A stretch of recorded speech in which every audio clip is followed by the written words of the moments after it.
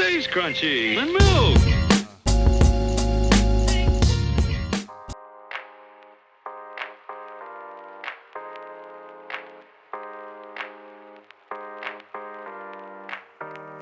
Welcome to Stays crunchy and milk. Yes, it's Cleveland's longest running podcast and the place to hang with your internet besties. Got questions or comments? The email address for the show is podcast@stayscrunchyandmilk.com. Crunchy, of course, being spelled with a K. Stays crunchy. You can also give us a call or message us at 216-264-6311. That's 216-264-6311. Stays crunchy. We're available anywhere fine podcasts are, and of course at the website stayscrunchyandmilk.com. Please rate, review, subscribe, and share the show wherever possible, like Apple Podcasts, Spotify, and YouTube. And now, Stays crunchy. on with the Stays show. crunchy. Stays crunchy. Stays crunchy. Stays So I got to sit and do my son's taxes with him today for the first time ever. Oh, Which is the hoest of host shit, in that, you know, he has to learn that, yes, the government will take money from you and then be like, I want a little more. Because he ended up owing. He owed $49. So it wasn't a whopping amount, but he was still salty that he owed. But because that was his first. This is his first time. For the first time to have to owe, that's kind of first time paying taxes, first time owing. But the great state of Ohio gave him a refund, so he got a refund from them. So he did good on the other side of it. So we feel good about that. I get double taxed because my employer is in a different state than where I live. So they take all that out, but then I get it all back. And they were asking, my tax preparer was like, don't you want to change this so you can get your money throughout the year? I'm like, no, I really look forward to this chunk of change once a year. It is when he asked me what he should do when he first had to go, do his W-2 and stuff. I was like, just claim zero. And that way, if they'll take a little more, and almost always nearly always you'll get a little something back. Now, you could probably claim exempt and get more back. Hey, I guess I'm saying it's just him. Yeah, especially if he doesn't make a ton of money. Claim exempt for as long as you can. Yeah, so I let him. He had told me about he's like, yo, what's up with these taxes? I go, let's wait till it's payday just in case you owe. And we'll get it knocked out, and indeed he owes, so we got that paid and so forth. But then, like I said, you get money back from Ohio, more than covered it, and so I'm like, you good, baby. It's like but he got to pay the city we live in taxes, and he's super salty about that. And I'm just like, I'm sorry, bro. It is what it is. It's how it rolls. Because of course he already paid the city he working in taxes, and now you got to pay the city we live in taxes. I'm like, yeah, that is some whole shit.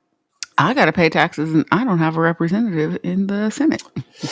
Yeah, that seems it should just be a criminal. I'm not gonna lie to you. So I'm just like, that is the wild way they treat Puerto Rico, DC, Guam, a bunch of other, the U.S. other constabulatories across the globe who ain't got no kind of representation. Literally taxation without representation. We fought a war about this shit, y'all. It's on the license plates. It's on our license plates. Taxation without representation. Yo, fucking goofy, man. Everybody y'all did your taxes yet? Everybody? No sex in the champagne room. Nope. No, I have not. I have not done it yet. We agreed to wait because they might have changed a couple different tax laws, so we were going to wait until see what pans out with that.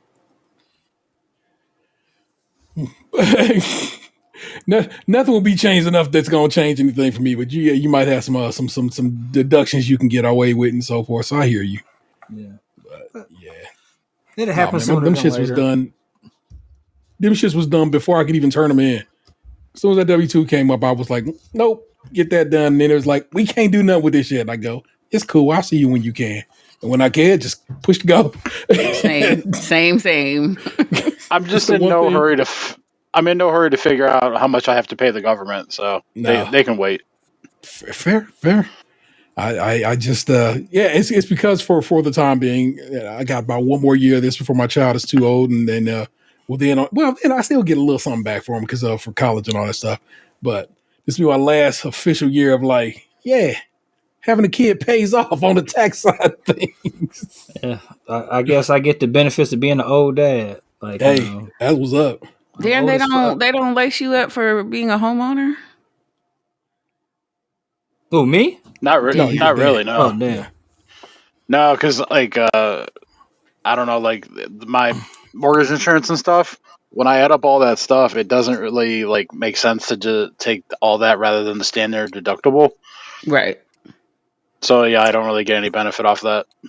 I take the standard too. I just started like last year was my first time I let somebody do my taxes for me. And I was amazed at how much money I got back versus when I was doing it myself. Wonder what they find that we are not finding when we do it ourselves. It costs like $500, but I mean my refund is substantial. Oh, well, that's what's up. Yeah, if you coming out winning, why not? Yeah. Oh my gosh, that's yeah. I know it's a dullish topic, people, but it's that time of year, man. And like I said, I had to sit with my mans and do his today, and then I had to be like, we tried to do a city tax today. It's like, nah, man, you ain't quite registered with the city yet. So I'm like, you got to go talk to the city tax dude. I'm telling you right now, it's gonna be this dude named Joe. He think he got jokes. They are not good. And I'm like, and then I was like, fuck, I hadn't had to go see Joe in years. And I'm like, I hope Joe's still around. Right. Do Joe still work there? He might make terrible dad jokes and whatever, but he's always helpful. He always does the most to get you everything back. Because basically, they'll just do your taxes in my city, your city tax. You just be like, handle your W-2. They'll run it right quick and be like, there you go, done. And so I'm like, it's kind of nice that they have that kind of service. But I'm like, yeah, just go see my mans and just pay him right then and there, and you'll be done. And so you ain't got to worry about it.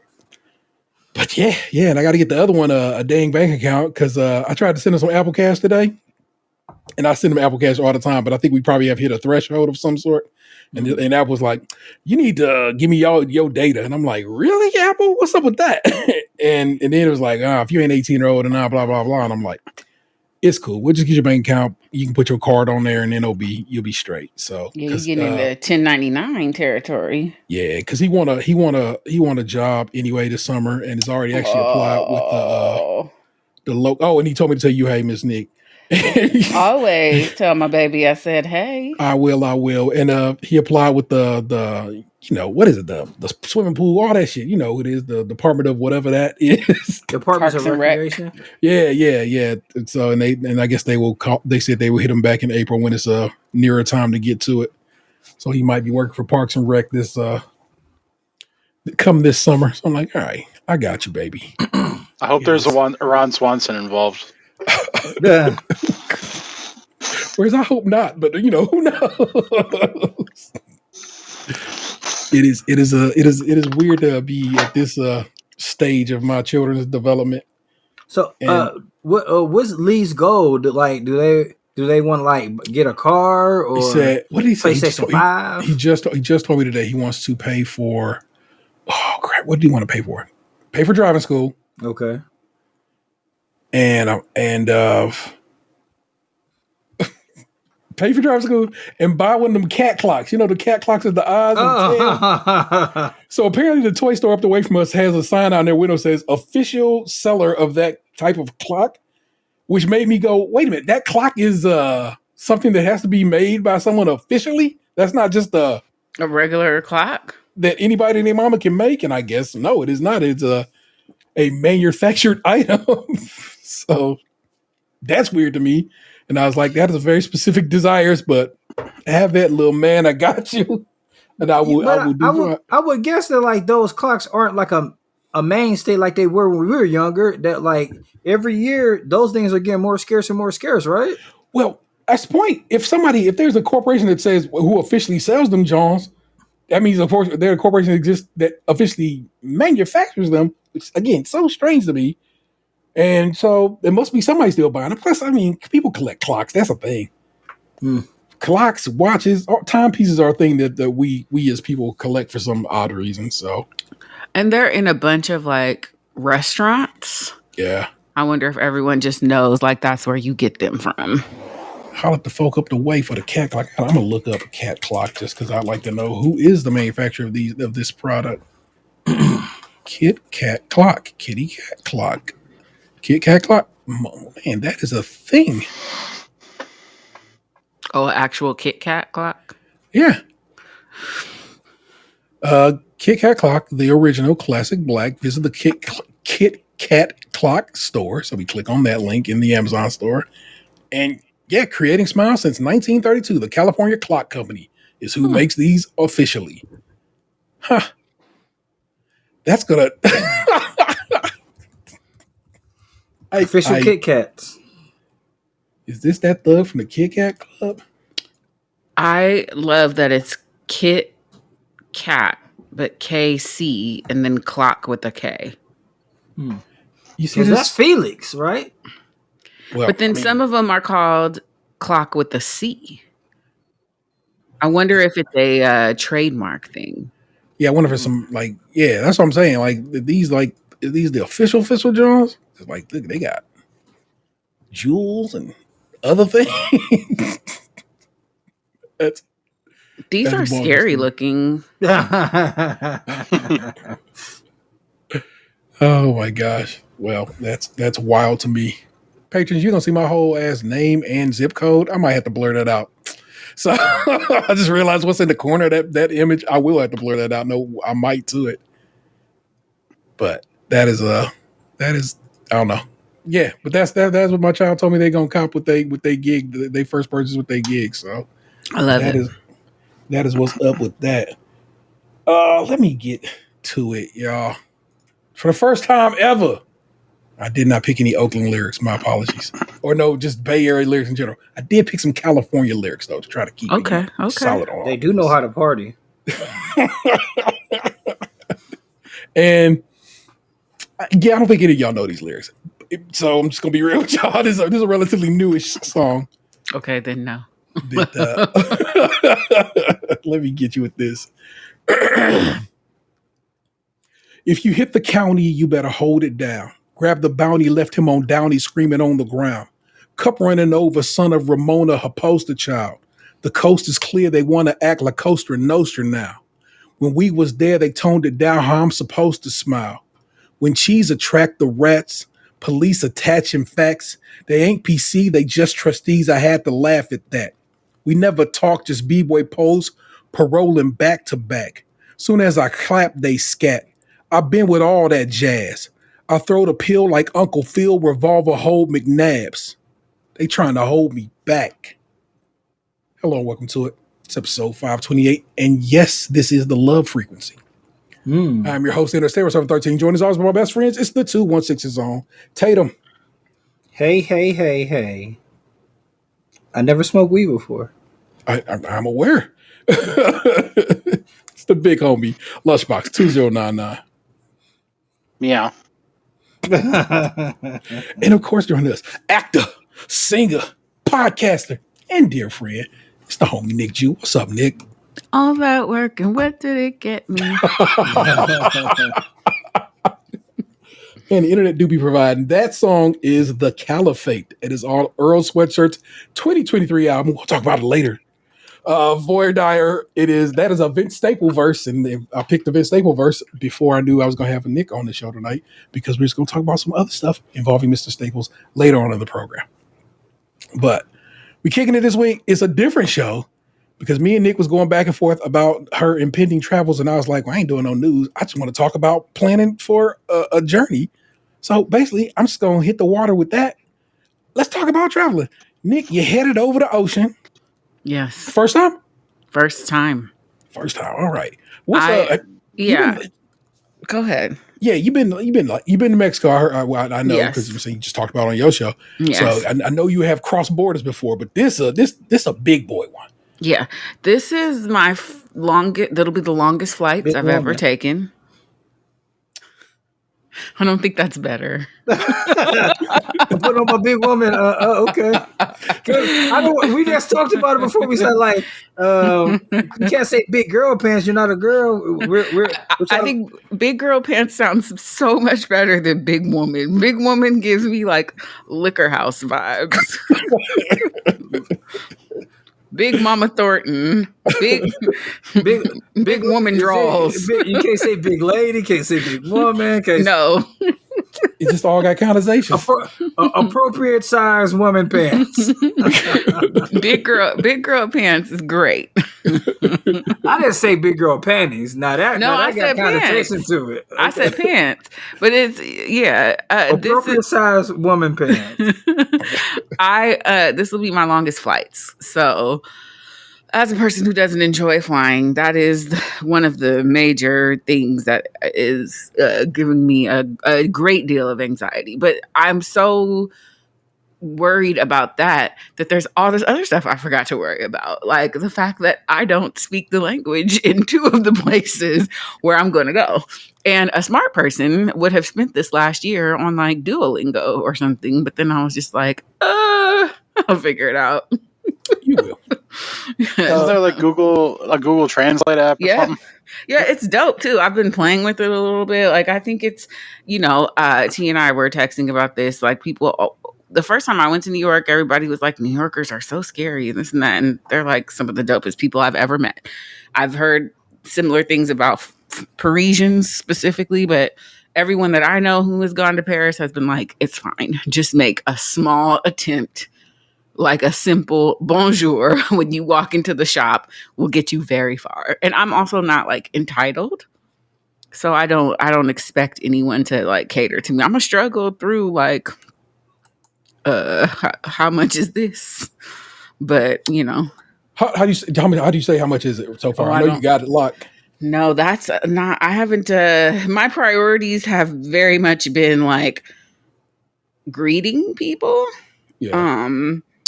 Because I feel like after I greet them, I'm gonna just be like, parlez anglais, and then see what happens. How much?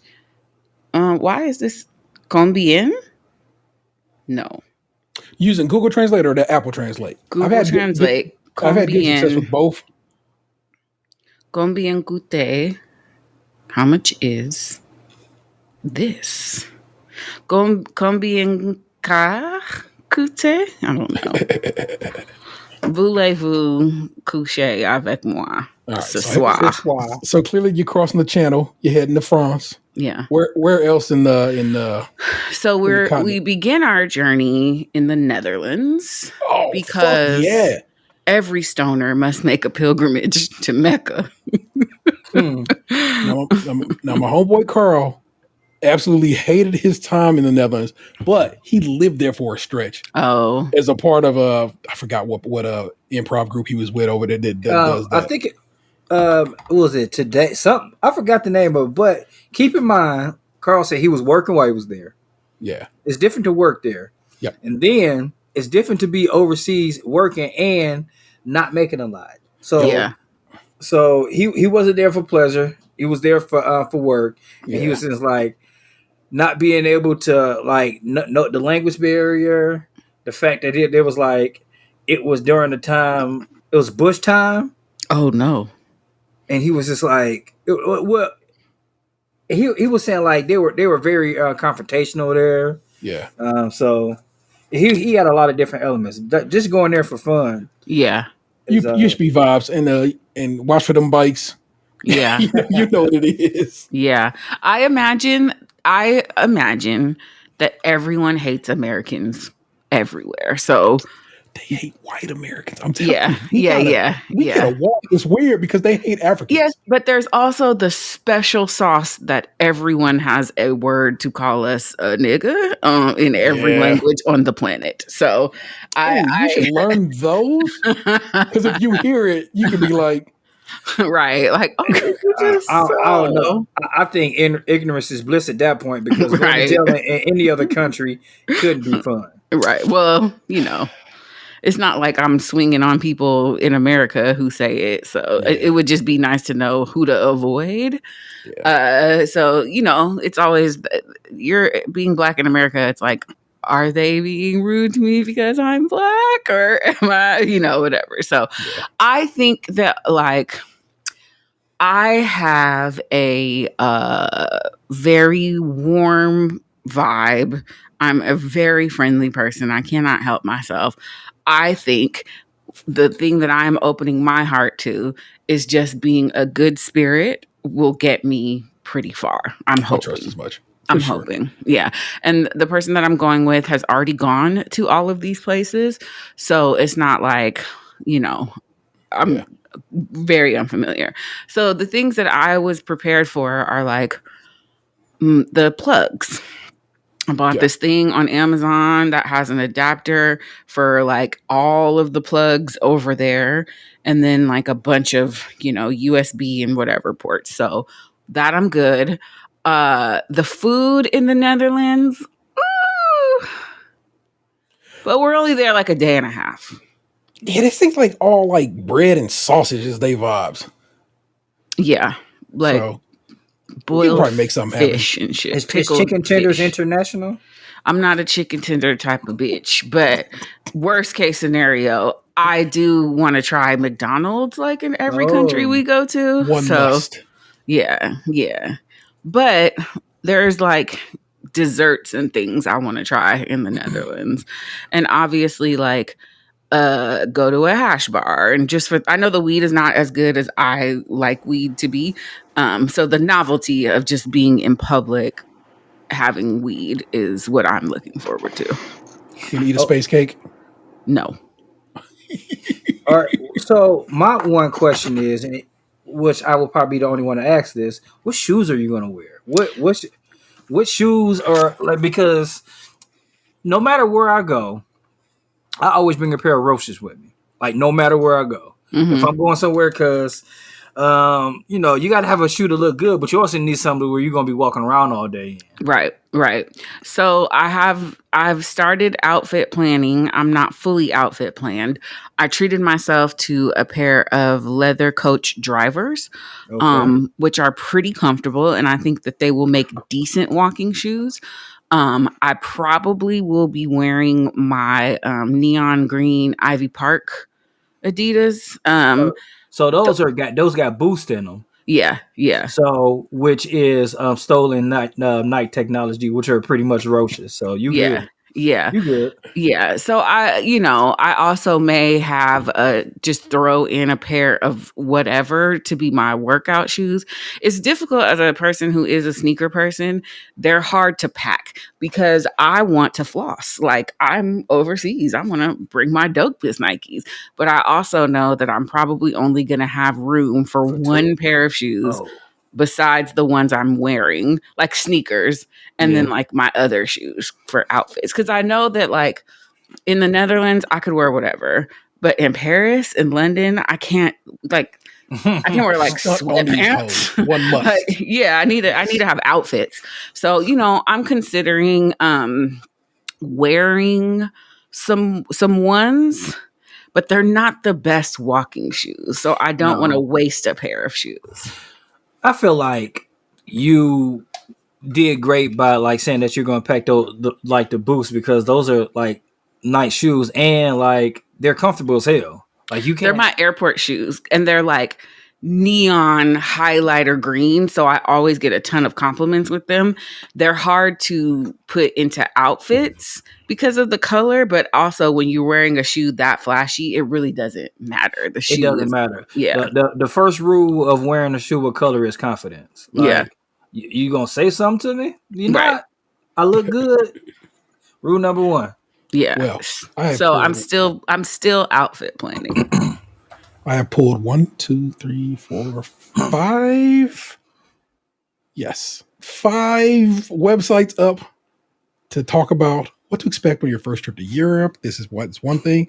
This one is a Reddit post saying, "Hey, a checklist for going to Europe for the first time," and it's only like a few months old. So that one's, I think, is like a little more or whatever. 2, Rick Steves. That guy used to be. If you had PBS, you know who Rick Steves is. And then I got another one from Earth Trekkers, things to know when planning your first trip to Europe. So I got a few things I pulled so we can try to see where we match up here. I guess I can link these in the show notes if you're so inclined. This is definitely a Nick focused show. This is me wanting to talk to Nick about going out of town, y'all. I told her as much. I was like, let's just make content out of it. So here we are making content.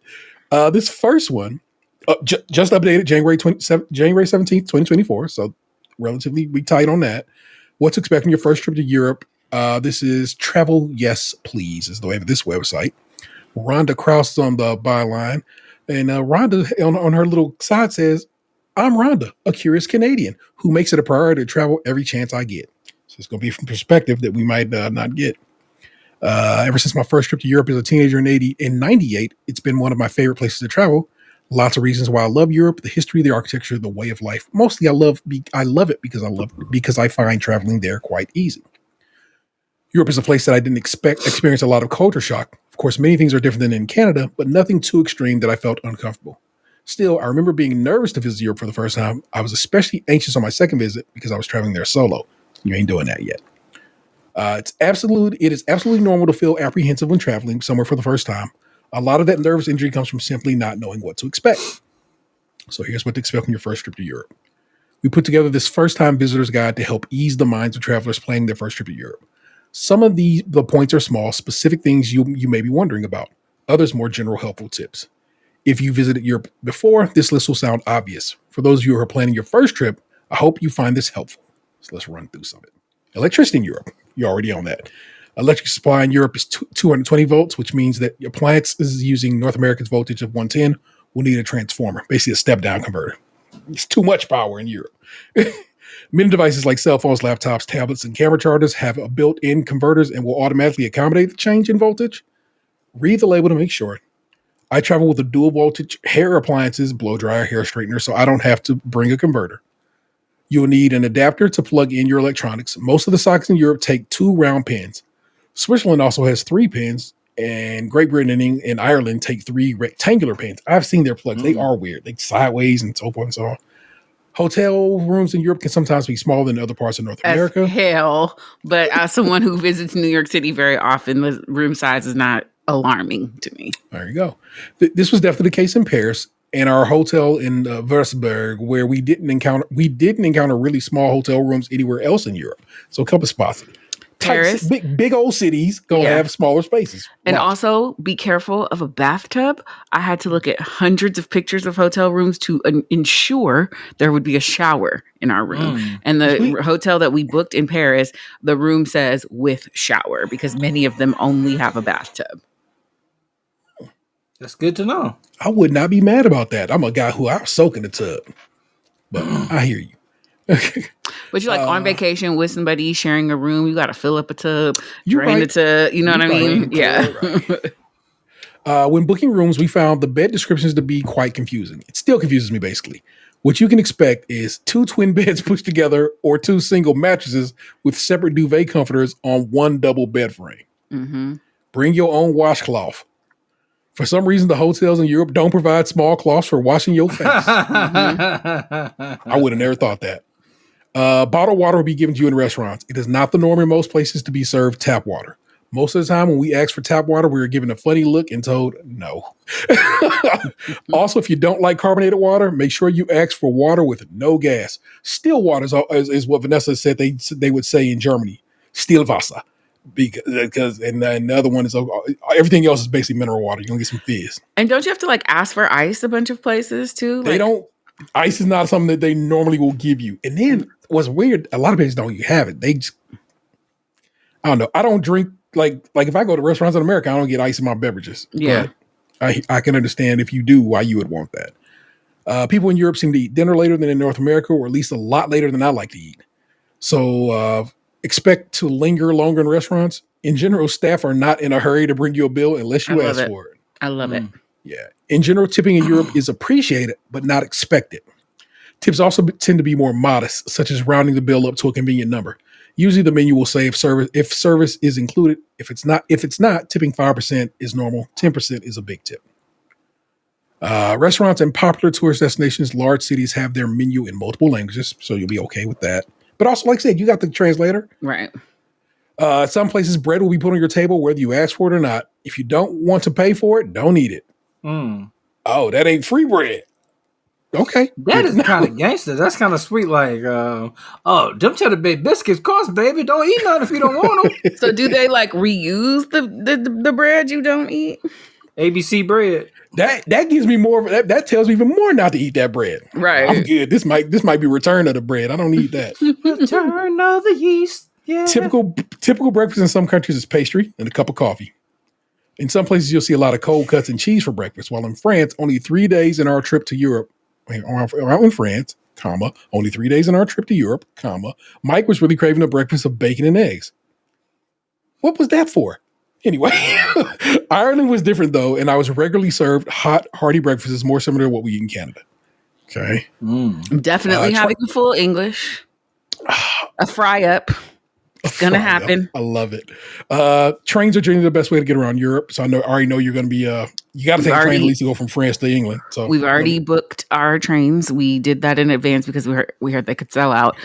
So we're training from Amsterdam to France and from France to London. Excellent. The Euro Pass is what they say is the move.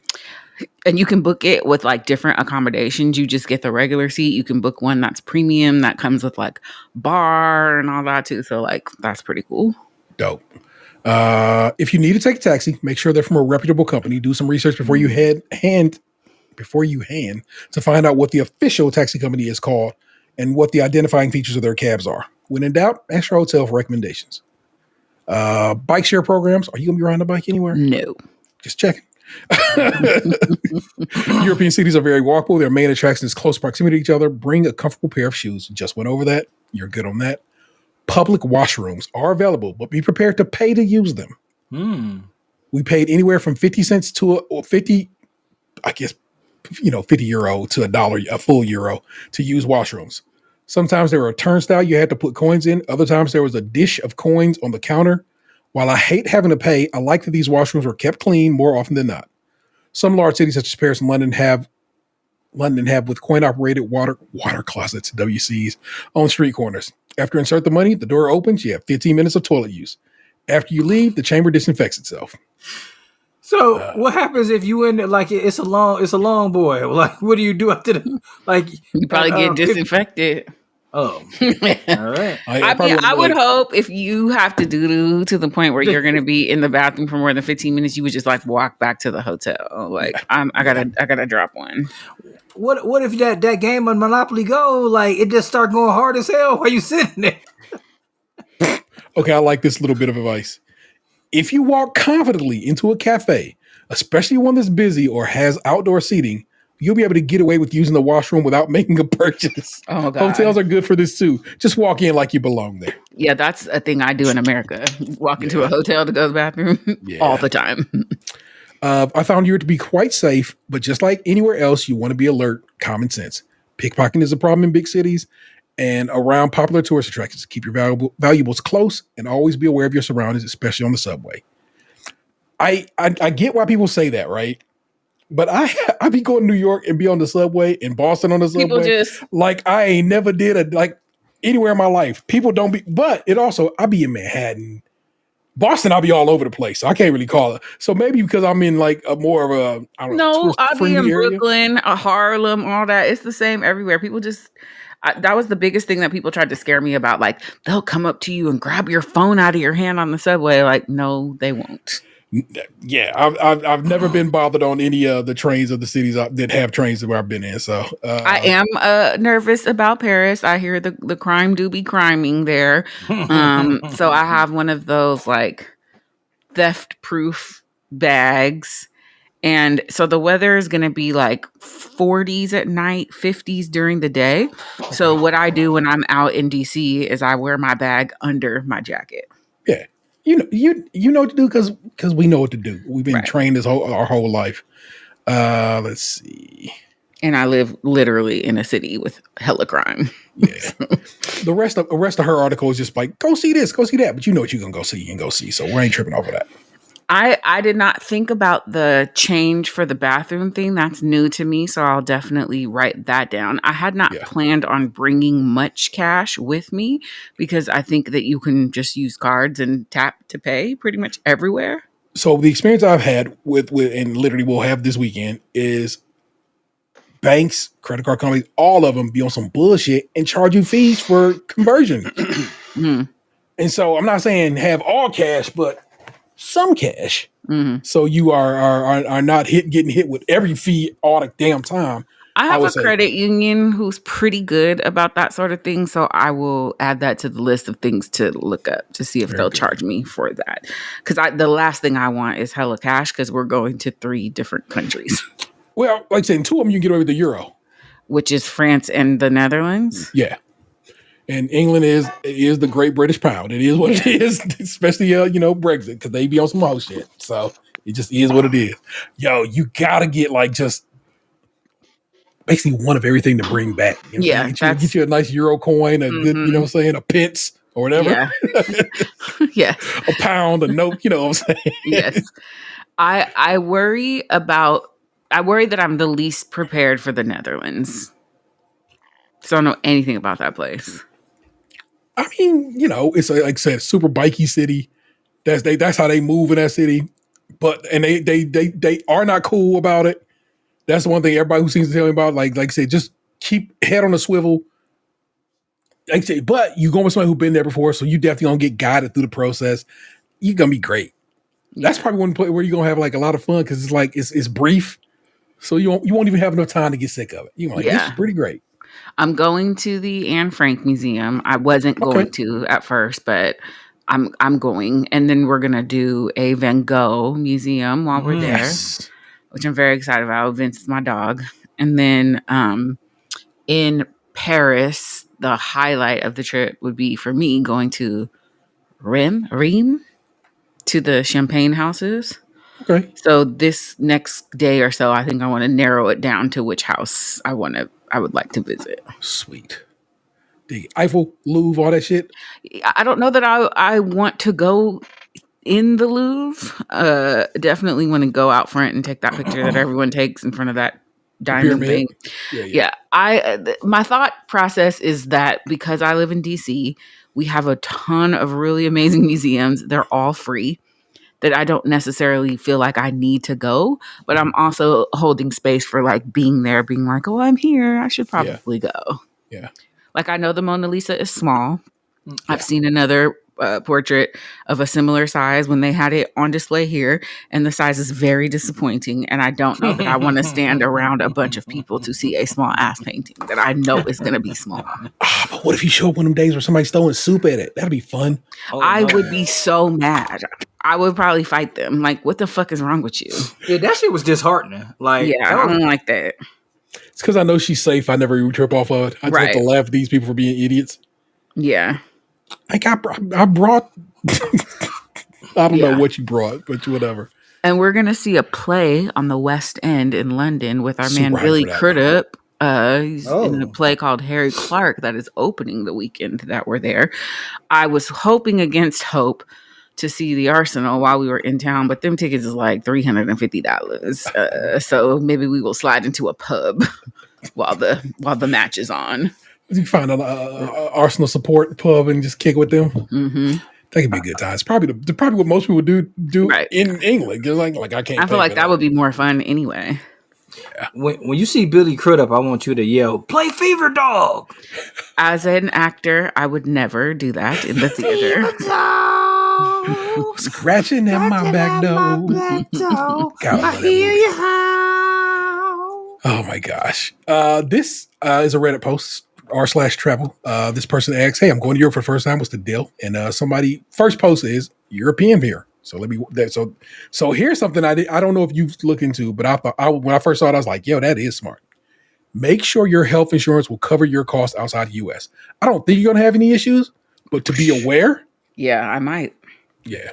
But also, don't they have free healthcare and shit over there? I see all these stories about people going to the hospital and not ever having to pay anything over there. Hey, I'm hopeful that that's the cause, but nothing wrong with knowing, you know? Yeah. Get travel insurance in case of emergency. Repatriation, baggage loss, death. Jesus, this is from a European, they say. So this person claims to be a European. So make sure you understand how you will will be charged for using your phone abroad, which is something me and Nick was just talking about. So that is something you've gotten covered now. Make sure your credit cards are enabled for contactless payment or chip and PIN payments. You know what's up with that. Ensure you have a Visa or MasterCard. Almost no other credit cards are accepted. Amex sometimes, but rare. Get yourself fit for walking. You already are. Good footwear on that. Pack light. Most airlines inside Europe allow one single suitcase. You're flying one, but then you're training the rest of the way. So you should be good on that. And you know what you got to do with that. Adapters. You already did that. Don't bring any electrical devices that heats. Electric carriers double the voltage and will explode. Well, we that's why we get step down converters, buddy. Small backpack as a day bag. And a few of those fabric tote bags. Most food shops don't give bags for environmental reasons. That is a good one. Okay. Cultural things that might make your trip more fun. Remember that most countries in Europe think of themselves as country first, European second. So things can be very different between the Czech Republic and Germany, for example. Learn a bit about each country before you arrive. I know you already have. Try and learn a few words in the language of where you're going for each place. Please and thank you. It will get you smiles when shopping, and most of the staff speak English anyway. So, what is gonna get me the draws? That's the language I want to speak. Let's see. Research each country's cash base. Who takes credit? There you go. Get some foreign currency, maybe 200 or 300 euros in cash, and that, we just talked about that. Just a couple of shekels on you. That way, if you need it, you got it. Train yourself before you go to Europe. Things are a little quieter in restaurants and in public. Yeah, Americans, we be loud as fuck, and everybody tells us about that. They say they always can tell Americans because how loud we are. Try and be loud. Okay. American and black, I'm loud. I can't help it. Try and be okay with people staring at you. Sure, enjoy. Take it all in. Be okay with what you might think of as slow or bad service, because of course they just vibing over there. Look up the tipping culture for each country you're going to. Everywhere will do it differently, both in the amount and how much you leave, and how you leave. I guess. Wow, that's crazy. And we already talked about clothes and stuff. So that's what this person's recommended, and I think we discussed most of those things. Let's see what the homie Rick Steve says. Language, we done that one. Restaurants, we talked about that one. At a table or at the bar. Throughout Southern Europe, drinks are cheaper at the bar than at a table. The table price can be a great value if you want to linger and enjoy a world-class view such as Venice's St. Mark's Square or Krakow's Main Market Street. Thanks, Rick Steves. You be on some shit. Don't overtip. A service charge is almost always included in Europe, so locals just leave coins on the table, rounding up there a bit. Everybody seems to think you can just whatever. Passport check. Don't be alarmed if you're asked to temporarily surrender your passport when checking in at a hotel. It's an EU requirement for hotels to collect your name, nationality, and ID number for their law enforcement databanks. Interpol gonna know who you are. So, hotel as in keep. I mean, that is what my man Rick Steve says. Let's check the date on this. Actually, he doesn't have a date on this. So maybe this is an always thing.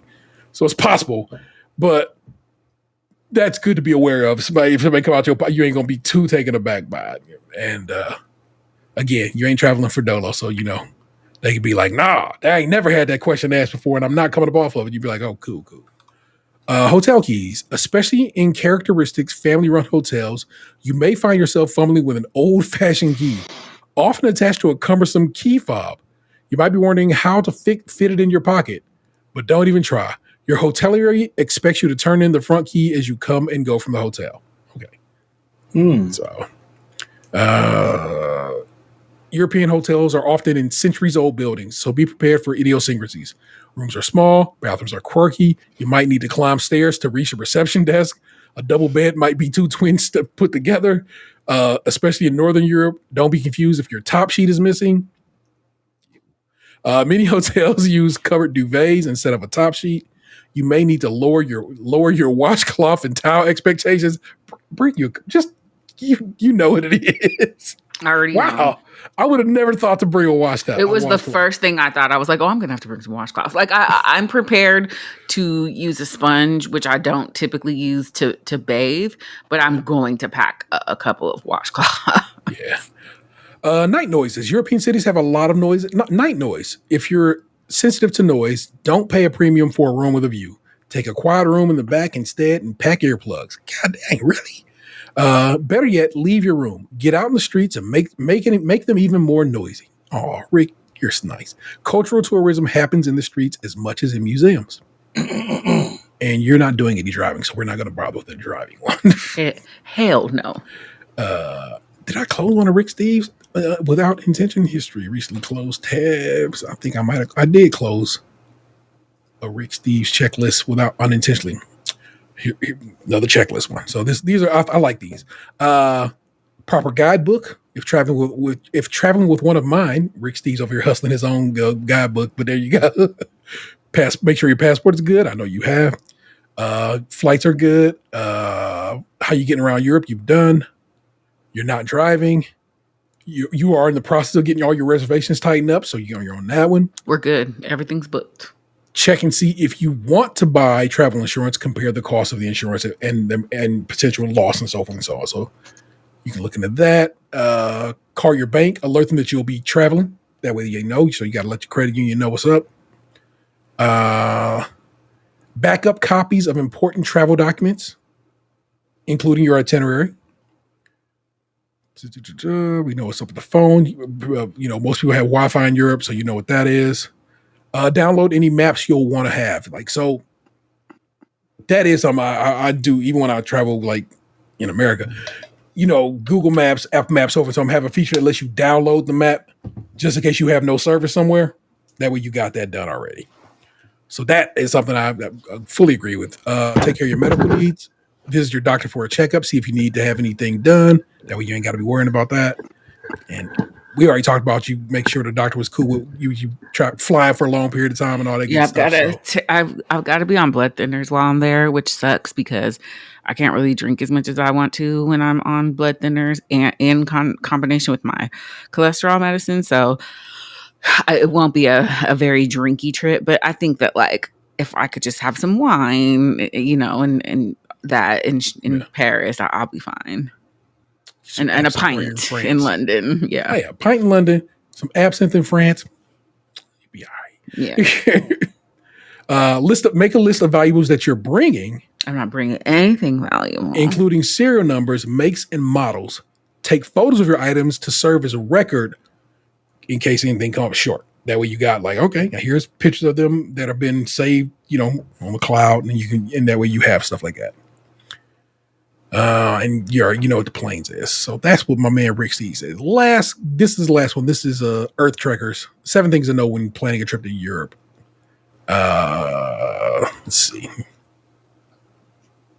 Those are just itineraries. Travel time. Trying to scroll through and see. Don't try to see everything on your first visit. I already know you're not. You seem very, level-headed about what you're trying to do and the time you're trying to do it in. Don't forget to factor in travel time. I mean, if you lived in California for any period of time, which I know you did, yes, we know about travel time, people. That's for people who probably like live in the country or the suburbs, who may not be thinking that way. But if you ever lived in any kind of urban area, yeah, travel time is baked in. We know. Trust. Trains versus planes. We already know what you're going to do there. Use open jaw flights to I don't know what an open jaw is. Open jaw flights arrive in one city and depart from a different city. For example, you arrive in London and depart from Paris. Yeah, that's what I'm doing. So I didn't book at the same time. I booked my flights separately. Yeah. What about jet lag? Jet lag is the feeling of fatigue from crossing multiple time zones. Some lucky people have minimal symptoms, while others can feel exhausted for several days. If you're flying to Europe from the U.S., you most likely will be on an overnight flight, arriving in the morning or midday. This is a very good chance that you will feel tired on your first day, but if you had trouble sleeping on the airplane, you might feel more like a zombie. To get over jet lag quickly, it's best to stay awake the first day and go to bed early. I will admit that there have been a few times where we took a midday nap because we desperately needed it. With this being said, it's usually best to not schedule a busy list of things to do on the first day of your itinerary. Sure, you'll be excited and be in a new place, and that can be energizing, but it will be difficult for most people to function at 100% on their first day. So I leave here at 5 p.m. I land at 7 a.m. Amsterdam time. Yeah. I'm banking on the fact that I cannot sleep on planes. I don't think that I will sleep at all. There's a 2-hour window before my friend's flight lands in which I will find a corner of the airport and take a quick nap if needed. And then I don't have anything scheduled until 3 o'clock that day. And the only thing I have scheduled that day is the Anne Frank house. So the plan is, worst case scenario, I cannot sleep on the plane. I cannot get this nap at the airport. We're just going to go through the day, like check in our hotel, whatever, have some lunch. I go to the Anne Frank thing. And then after that, I'm going the fuck to sleep. So that's the plan. There you go. You've plotted and schemed. Anything, like I said, we know the phone shit. We talked about that earlier. We now know this passport thing, which is strange, but good to be aware. In case somebody be like, come bought that passport, like, hold on, buddy. But other than that, you seem like you have done everything that all these people have recommended. You know what you're up to. I don't know, buddy. I think you're straight. I just have to pack. And everybody keeps asking me if I've started packing. I'm like, no. I'm going to leave for like a week. When you head out? Next Sunday. Okay, very good. I have found two things to ask you for. They are both Cadbury bars. Wonderful. Here, I'm trying to find them right quick. It's the Cadbury Cream Egg Bar and the Cadbury Hot Cross Bun Bar. And it's like Easter season. So that cream egg. Oh, I know. Yeah. Yeah. But like anything else, I'm like, I don't know. I'm down. I am not eating candy for Lent, so I may be bringing things back for myself as well. That's what's up. You get to see all the Haribo over there. Haribo of types and sorts that you never even thought existed. That's crazy. It's a very fun thing. Get you all the Kinder shit too. Me and Box are heading up north this weekend. So to Canada. Yeah. So I always come through and get my my little chocolate. Wait, so do y'all always get stopped at the border? Is that like do sometimes they just nod you through, or every single time they have to? That was the first time that ever happened to us. Ever. Most of the time it is. I mean, we don't get nodded through, like they talk to us and check our shit, but like that was the first time we ever got pulled out of the car. They're basically like, what was the purpose of your visit? Where are you going? Yada yada. They asked that at the box, right? And then when I said what we was doing, they was like, go over there. I think you trying to sell drugs or something. I'm like, I'm not. I really am taking this guy to the beach. He had just been out. He had just gotten out the hospital. I was like, we probably just need some time to get the fuck up out of here. Let me go show you this beach I fuck with, even though it's kind of chilly in this time of year. Let me go show you this shit. Because I'll go to the beach on a cold day because I like walking and looking at the water. But to them, that seems strange. Which is crazy to me. They had same-sex marriage long before us, so I know they didn't suspect y'all of doing weird gay stuff. Nah, man, they thought they caught a vibe, and I just did not give a damn, and still didn't care. Because then when they come start the car, I'm like, "Are you gonna see in my car? In the back of my car are bags from Canadian grocery stores." Because I'm up there enough that I know I have my little tote bags that all the stores give you, and the car was otherwise clean. Lee cleaned my car today in preparation for this. I was like, just in case they pull me over again, let's get the car clean. So the car is clean and ready. It's all to the good. So like I said, most places you just go to the little booth and they be like, all right, welcome to Canada. And they wave you through. And it takes a while. You know what I'm saying? It's always a while no matter what, because they got the purpose of your visit.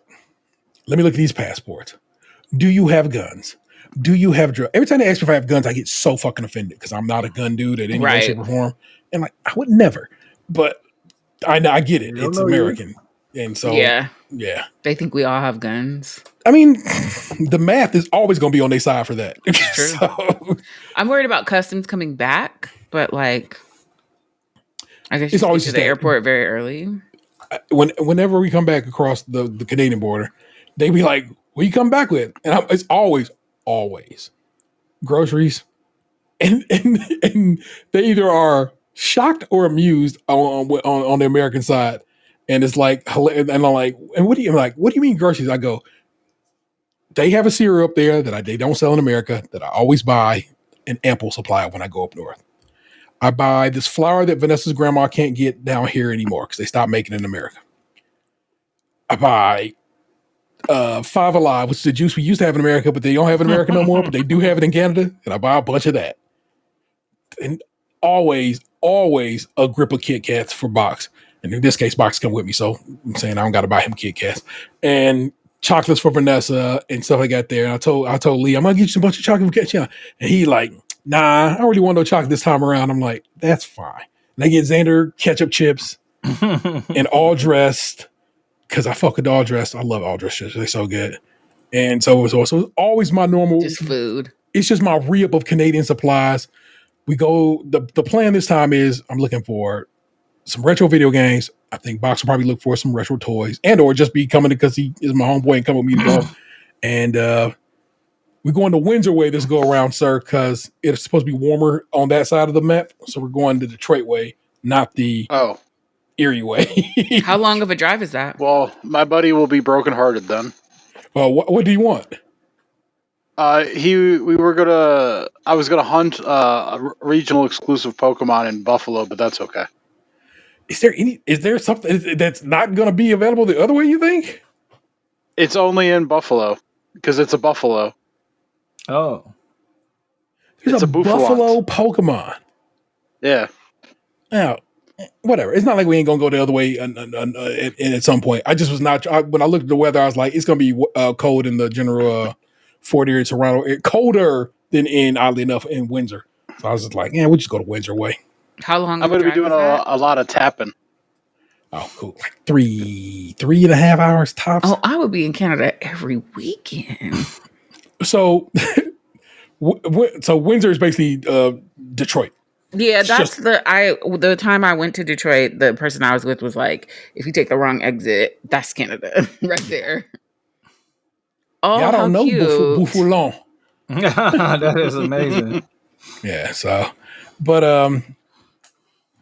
yeah. And if you go the other way, if you go to like the Buffalo way, it is like it's 3 hours to get basically to the border, about an hour at your crossing, because it's just cars be lined up.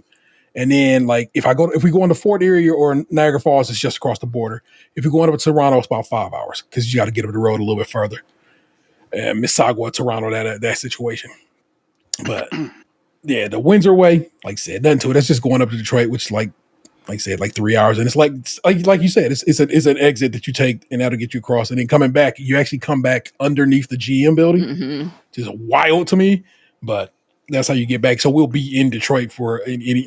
Do I want buddies? Might. No, So. we gotta try that. Well, I guess we need to try that other place they were talking about that had great Detroit style pizza. The one with like the lemon custard, whatever. Yeah. Okay. It was in a Mr. Chime Time video. Chime. Yeah. I heard y'all talking about that Chime Time dude. He is very mean. Well,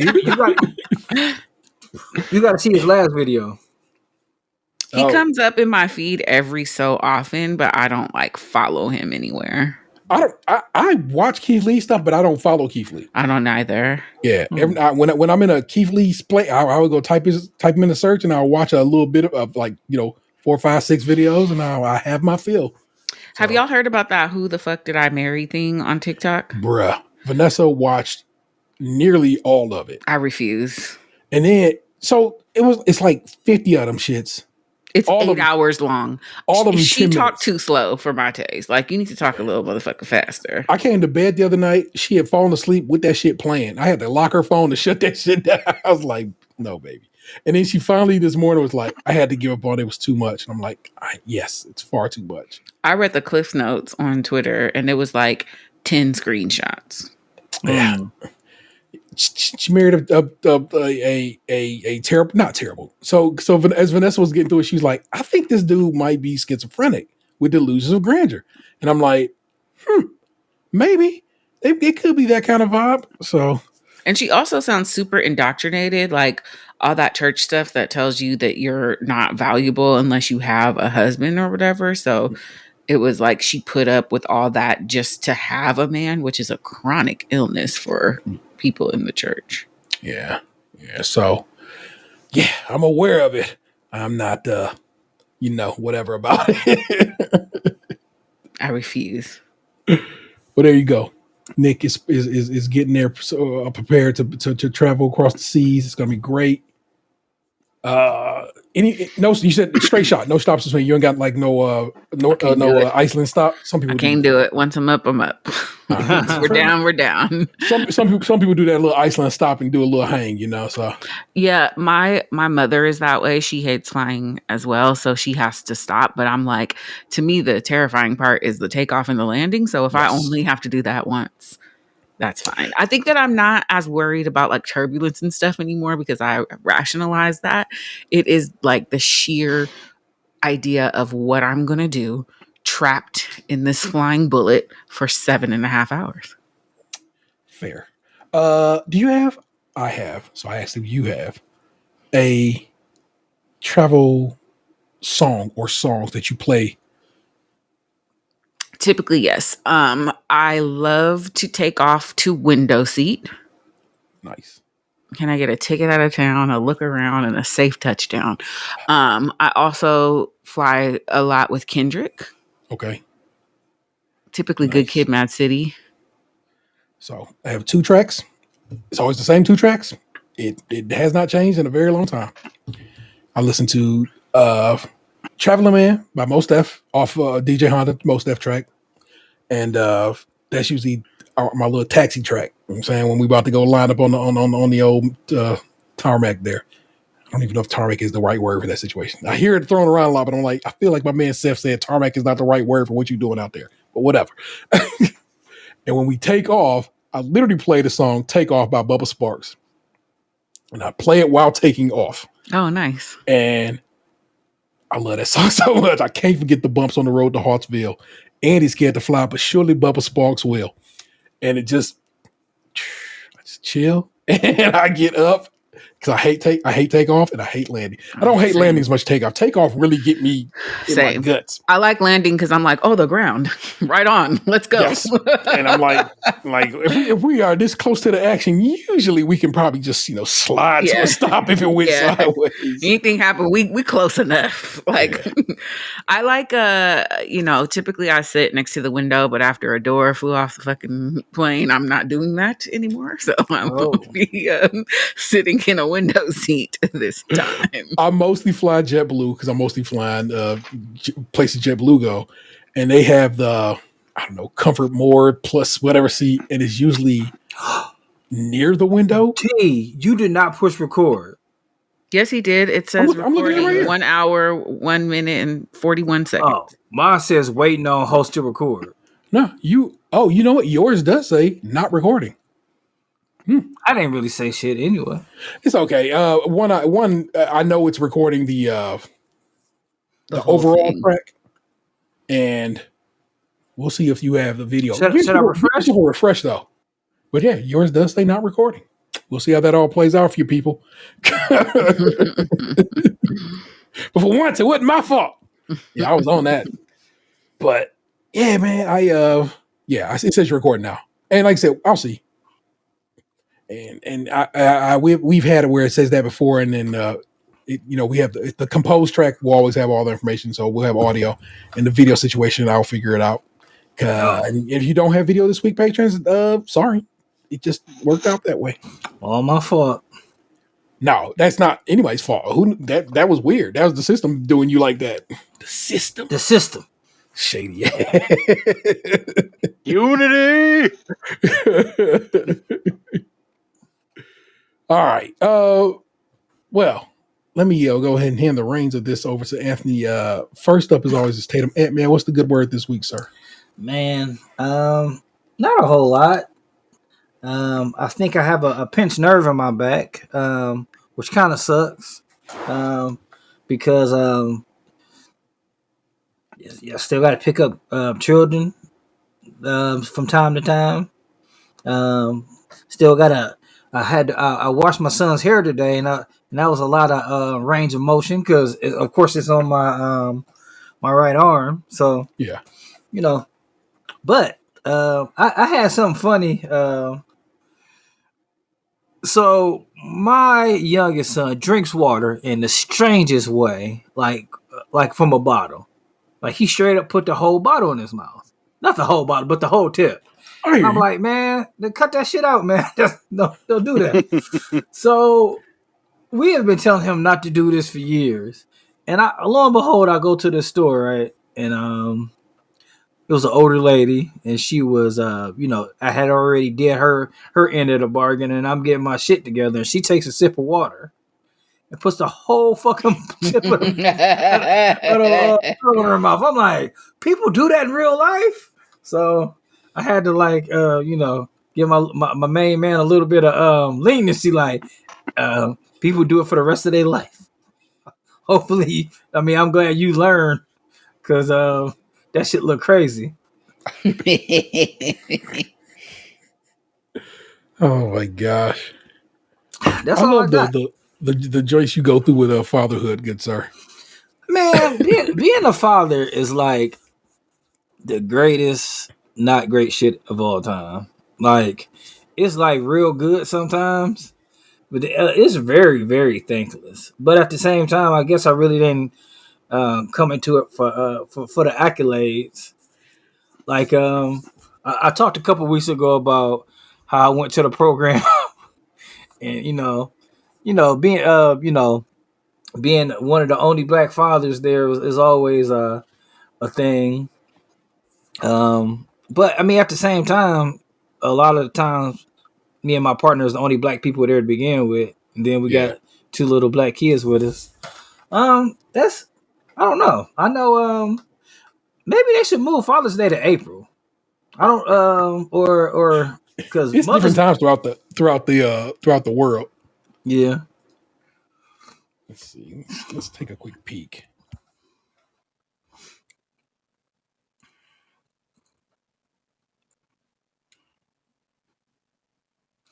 All right. Father's Day around the world. Philippines is June 18th. Peru is June 18th.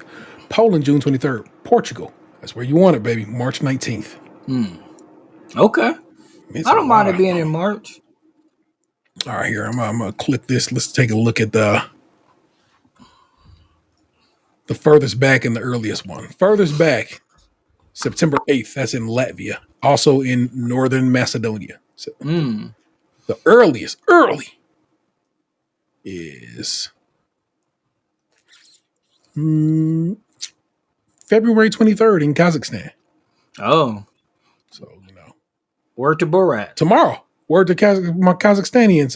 Tomorrow, as we record this for celebrating Father's Day. Yeah, that's all I got, because I still got to be or not to be later on. So we good. We had an early Easter this year, and my mom was not ready for it. And I was like, when is Easter? And I go and look, I'm like, oh, it's the end of April. Oh, man. Those pull arounds. I don't know. It's probably because it's end of March. Yeah. I'm in March. Forgive me, March 31st. So every time I listen to your show, I'm reminded that your mother listens to the show, and I just forgot it again. And I apologize for the filth, Lauren filth. Look, if I'm cursing up a storm, and I do curse up a storm, I don't cuss in front of my mom. In a normal conversational situation, me sitting as my mama, I don't say a potty word in front of her. But this is my show. Yeah, I'm here to entertain. I cuss in front of my mama, but we're like homegirls at this point. I called my mom a drug addict the other day, so. Oh, no. Jesus Christ. You still got all your teeth? To Americas. She couldn't do anything from the hospital bed. Oh, my gosh. My mom would have found a way. We're simply going to hand the reins of this over to Boxing Story Time with Lunchbox. My man Daniel, please go on, sir. If you're I'm not talking about that. No. No. The short story of that is my mom had heart surgery again, and she's back home already. So we're not. That was more. That was what I really was concerned about. Is she well? Is everything okay? And everything went well. That's it. You ain't got to give me no details or anything like that. There. Oh yeah. High level shit of that. Yeah. No. She's back home. Good. No, but what I did want to talk about was I got a taste of what it's like to be a disappointed parent. Oh. So, like, my brother hit me up last week while my mom was, like, in the hospital, and he asked me if I would take him out for sushi so he could try sushi, see if he liked it. So, my buddy kind of invited himself, and then he kind of invited one of the ladies that he spends time with, and so it was like a 4-person dinner, and so You said we one of the got like ladies he spent time with. I know that's right. Was it the one I met? Yeah. No, that's not that was not on the roster. Oh, all right. Yeah, that's someone that he's just known from a long back that has no self-respect. Didn't know that one. No, I'm talking about. How do I work this? Talk about the day that we came back from Michigan. Oh, for Sandusky, yes. Amusement park day. That's actually the one that came. Yeah, fair enough. That's what I. Yeah. So, no, I'm not talking about Michigan. Which is how I'm going to describe the other one. That one in particular. Yes. The other one's just a psychopath. I don't like the other one. I wish the other one didn't come over here. But anyway, I digress. So we take my brother to this restaurant, and we got the Love Boat for $4, which, like, if people have ever had sushi, shit ton of sushi. Yeah, it's a lot of sushi, and it literally comes on a sailboat. Yeah, like it looks like kind of like a pirate ship. They bring it on there, and we ordered like a couple different like specialty rolls in addition to the Love Boat. So we get the Love Boat for $4, and it ends up being a Love Boat for $2 because Sandusky fucking orders like sweet and sour chicken nuggets and barely eats that. Doesn't touch sushi. Then my brother eats like a couple, and then he gets to like the 4th piece and just has decided he doesn't like it. So I'm so irritated that I like went to all this trouble, and like watching him try to take a bite of it is just him putting the tip of the tuna fish into his mouth and just nibbling off the corner, not even biting the whole fucking thing, just nibbling the tip. And he's just like, nah. Just the tip. And I'm like, so we brought you here, order all this food, and like you're just like, nah, son. Like shit's sweet. Like you could just be like, oh, it's okay. Like we're not about to spend over $200 on dinner, and like y'all just nah, okay. I see how it is. Sashimi is ambitious for a first timer. Like he should have started out with some rolls with like a bunch of. That's why. But that's why we got the Love Boat, because it had like a California roll, it had spicy tuna, it had spicy crab.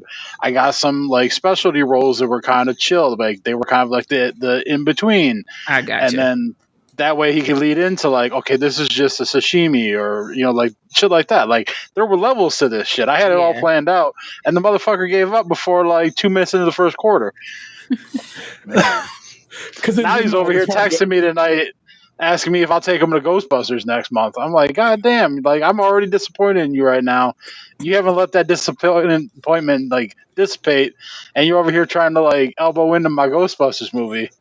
I gotta say, I don't fuck with seaweed. It honestly makes my tummy hurt. So it's not just like I don't fuck with seaweed. Seaweed actually, honestly, it causes me a little bit of tummy issues.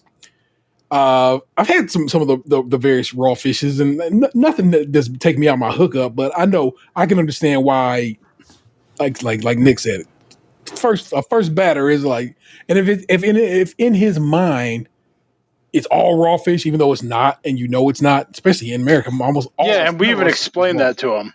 Yeah, he just maybe he can't get past the oceany flavor of it all. You know what I'm saying? The sea whatever.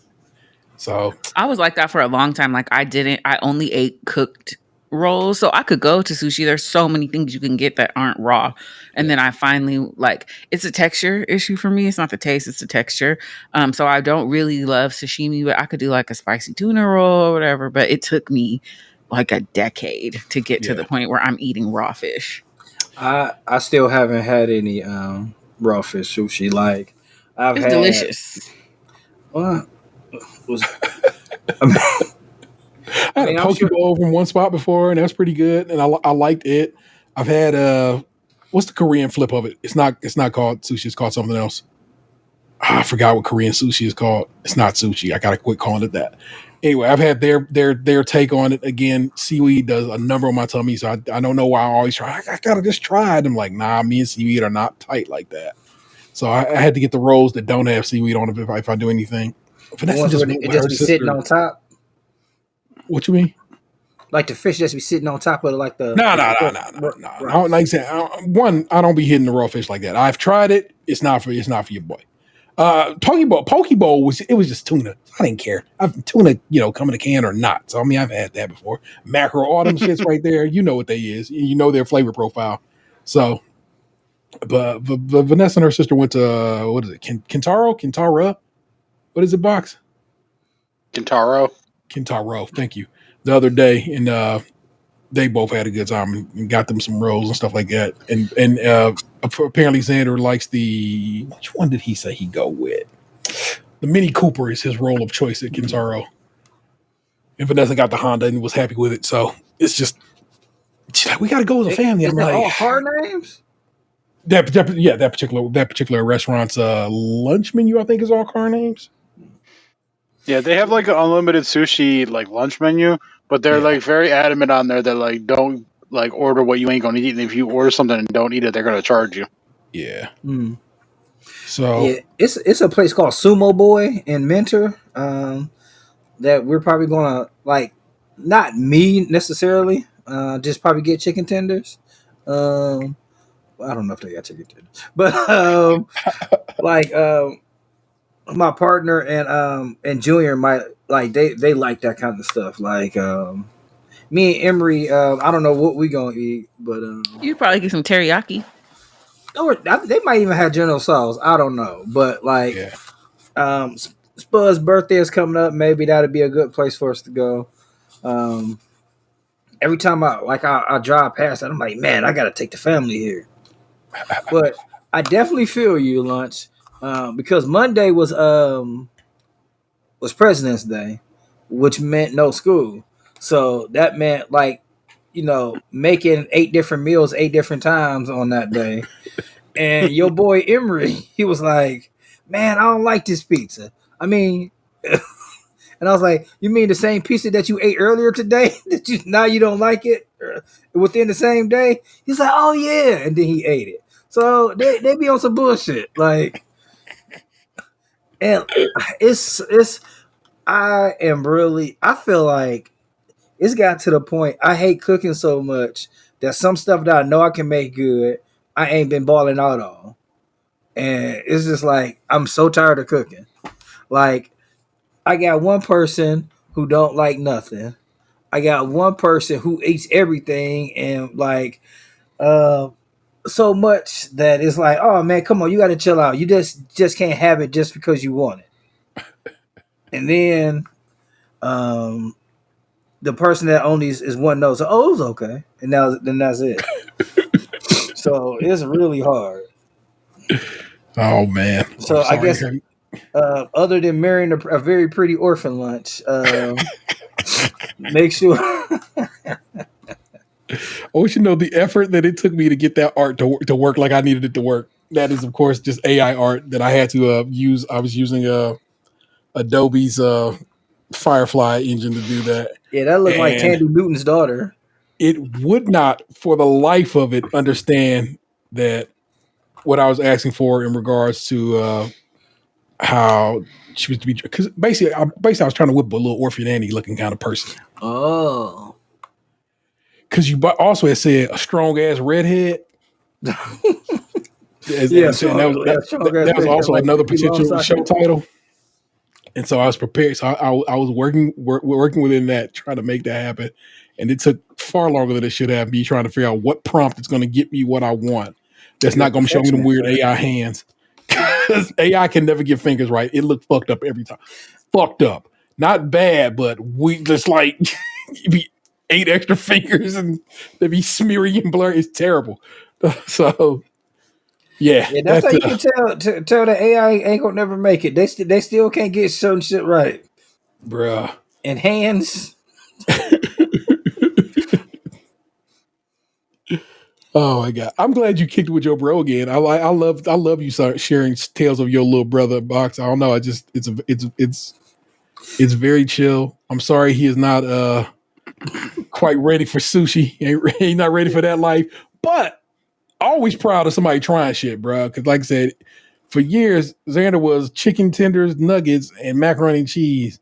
And that was about it. And the fact that my man goes out regularly now, kicking it, eating sushi, and going to, he took his lady to Marble Room for their little anniversary. You know what I'm saying? The fact that he has grown that much. What did he eat there? I forgot what he got to Marble Room. He was prepared for whatever it was. Marble Room's pretty baller. Yeah. So what I'm going to order is, can I get that chicken parmesan with no sauce and no pasta, cut into strips, please? So you want chicken tenders, sir? Yes, that would be it. And instead of mashing those potatoes, could you fry them in little lines? And could you put some of that red sauce right in the middle of the plate? I know we are not allowed to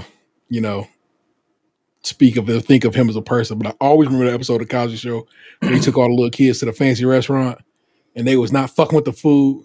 So, and they had to get him some chicken tenders. So the waiter was like, "You just want me to go across the street to Circus Burger and get them and hit the food up." And I remember the restaurant being called Circus Burger. Oh, right, I do remember that. Yeah, and then he brought all the food home from the fancy restaurant. And Theo ate that shit in like a move. He left and came back to the kitchen. He goes, "Boy, did you eat all that food?" And I just remember the episode so clear because I don't know. Remember, I was raised by sitcoms, y'all. Sitcoms and a single mom and a big sister. So that's what make me who I am in a lot of ways. So I love a chicken tender, but I'm not going to order them at a restaurant. You know what? We ended up finding a couple of places in downtown Cleveland, Ohio. When we had to work downtown Cleveland, Ohio, that made a damn good tender. You know what I'm saying? It's like you'd be like, damn, you make a good tender. Was it Chop? Chop had decent tenders and amazing mashed potatoes. Great Mashed potatoes of a level that I still haven't gotten over. Yeah, white cheddar mashed potatoes. Them shits baller.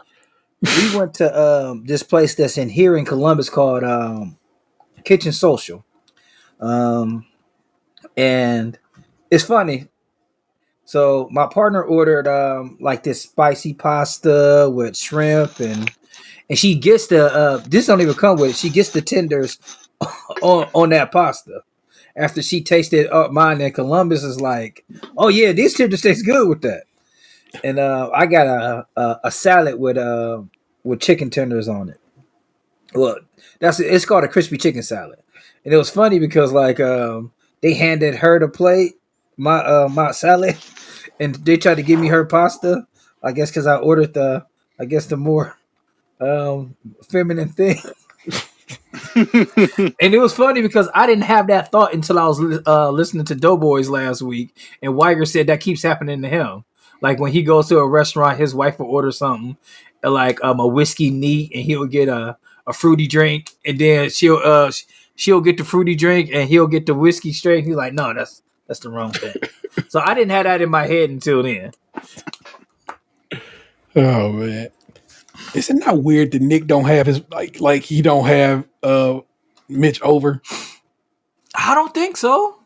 I don't know, man. It bothers me on some level. I feel like that makes them more coworkers than friends, and it bothers me in that regard. You know what I'm saying? I don't know. I get it to a certain degree, but also I'm like, damn, homie, come on, man. You've been to his house. So clearly, you know what I'm saying? They used to record at his house. Yeah. So I don't know. It's weird. It's random. Oh, Nick, man, I get to hand it over to you if you care to share anything with the listeners this week. What's been going on in you? Not much, man. Just the thing we talked about for the first hour. I don't really have much else going on but that. Yeah, that is the focus. I've gotten the fresh What's the Tea 2 weeks in a row. I'm not going to lie to you. I was real shocked I got one this week. I was like, what the fuck? And I was like, did it not download? And I was like, no, that's a brand new. Hell yeah. I was shocked too. My podcast partner said I could do this again next week. I said, all right, let's. That's what's up. Yes, I love it. But every week you're getting, our Patreon subscribers are getting a wig cap. Thomas is sitting in the second seat and we're reviewing season 16 of RuPaul's Drag Race. That's what's up. Regular people didn't get a show this week, but patrons got a show this week. Know a show went up this week? I showed it should have went up, let's say June of last year. And that is We Try Buddy's Pizza. Which I was supposed to put up. And in fact, I listened to that episode. And if you listen to that episode, I say in that episode, oh no, this is going to go up. I got to get the road to 500. I didn't put that show up. And so patrons, you got it. And you got a bunch of pictures to go with it because we took a bunch of pictures and I thought you'd enjoy that as well. You got that. Any level patron got that one. That's one I'll let anybody in the house get. So you're good. If you are a patron of Stage Crunchy Milk, we got something for you. And that's what's up. Yeah, when my nephew came over a few weeks ago, he was like, you know what? That pizza was good. And I was like, okay, buddy. How funny. All right, for me, I have to tell you the wild tale. One, well, we ain't recording a couple of weeks, but so I'm like behind on a bunch of life shit. But I noticed that my dog had been peeing like crazy. I know y'all thinking, what? I mean, but no, like crazy. And then I was like, I'll wake up in the morning, open my door, my dog be at my door like, hey man, I'm thirsty. And I'm like, what the fuck is this? This is a noticeable change in my dog's existence. I'm like, down saying, because this is not how she rolls. And so I go and look it up, and it's like, your dog have fucked up kidneys. Oh no. And the is your dog could be a diabetic. And what is this old woman but a goddamn diabetic? Oh no. Oh no. She got the sugar. She does have got the diabetes. And so her treating is, of course, to be shot up with insulin every day about 15 minutes after her first meal. And the first time here we go, baby. Don't worry. I got you. First time Vanessa did it, where was the hell was I at? I had just gone on a run to go do something, and Vanessa did it alone. And she said she was so mad at me, and she screamed and blah, blah, blah. And I'm like, what the fuck? And so the next time, I have, at least for the first half of the year, if it's a holiday, I got the days around it off, trying to maximize my time away. But as it turns out, Lee also had last Friday and President's Day off. So I had Lee with me riding shotgun to do this, for me to get down how to shoot my dog up with her insulin. And so I had talked to the vet about it when I went and picked up the medicine. And they explained to me, get her by the scruff on her neck. Kind of just pull it up. It's super loose skin. And then hit it at the bottom and just inject. Now, I was like, but there's like, make sure you just keep them preoccupied while you're doing this. So Vanessa had just bought a bunch of blueberries, got a ton of blueberries. I'm like, cool. So Lee grabbed like 3-4 blueberries and then held them out to the dog. And the dog on book, like, fuck yeah, I'm gonna eat these blueberries. And I lift the scruff up, I stick it in the neck, shoot it. The dog didn't even flinch, didn't even know what happened. And so for the next few days, it was just like that. The dog didn't know what happened. But then Tuesday of this week, Lee was back in school, but I was still off because, like I said, I took some days off. And I was like, fuck, how am I going to do this without, like, and I was like, and Vanessa, like, either wasn't up or whatever. And I was just like, no, Vanessa said she was going to come and help. And I was just like, man, the alarm just went off. I need to get it done. And the dog was laying there asleep. So I just went over to the dog and got her little scruff. And while she was sleeping, just shot her up. Again, didn't even flinch. So I think I pretty much got it down. But now the dog is like aware that about 15 minutes after she eat, some shit going down. So the last couple of days, I called Vanessa down, like, all right, just keep her distracted while I do this. And the dog was like, what is happening? But no, I'm not going, no, I need to know what's going on. Why are you back here? And I'm just like, look, bro. So one day she did flinch, but she didn't cry or anything like that there. So I'm like, all right, that's just, I got it at an angle. It must have been a pinch. I'm sorry. But I keep, same difference. We got these blueberries. Keep the blueberries, like, fine, I'm gonna eat these blueberries, and pull that little scruff up, hit her with her drugs, and boom. And so far, so good. She's eating less, she's pooping less, she's also peeing less. So the process seems to be working. We're getting there. She goes back like early in March for a check on everything to see how's everything going. Is she losing weight? No, because she's already small. She's like 15 pounds. Oh, okay. I was about to say, y'all put her on that Zempic?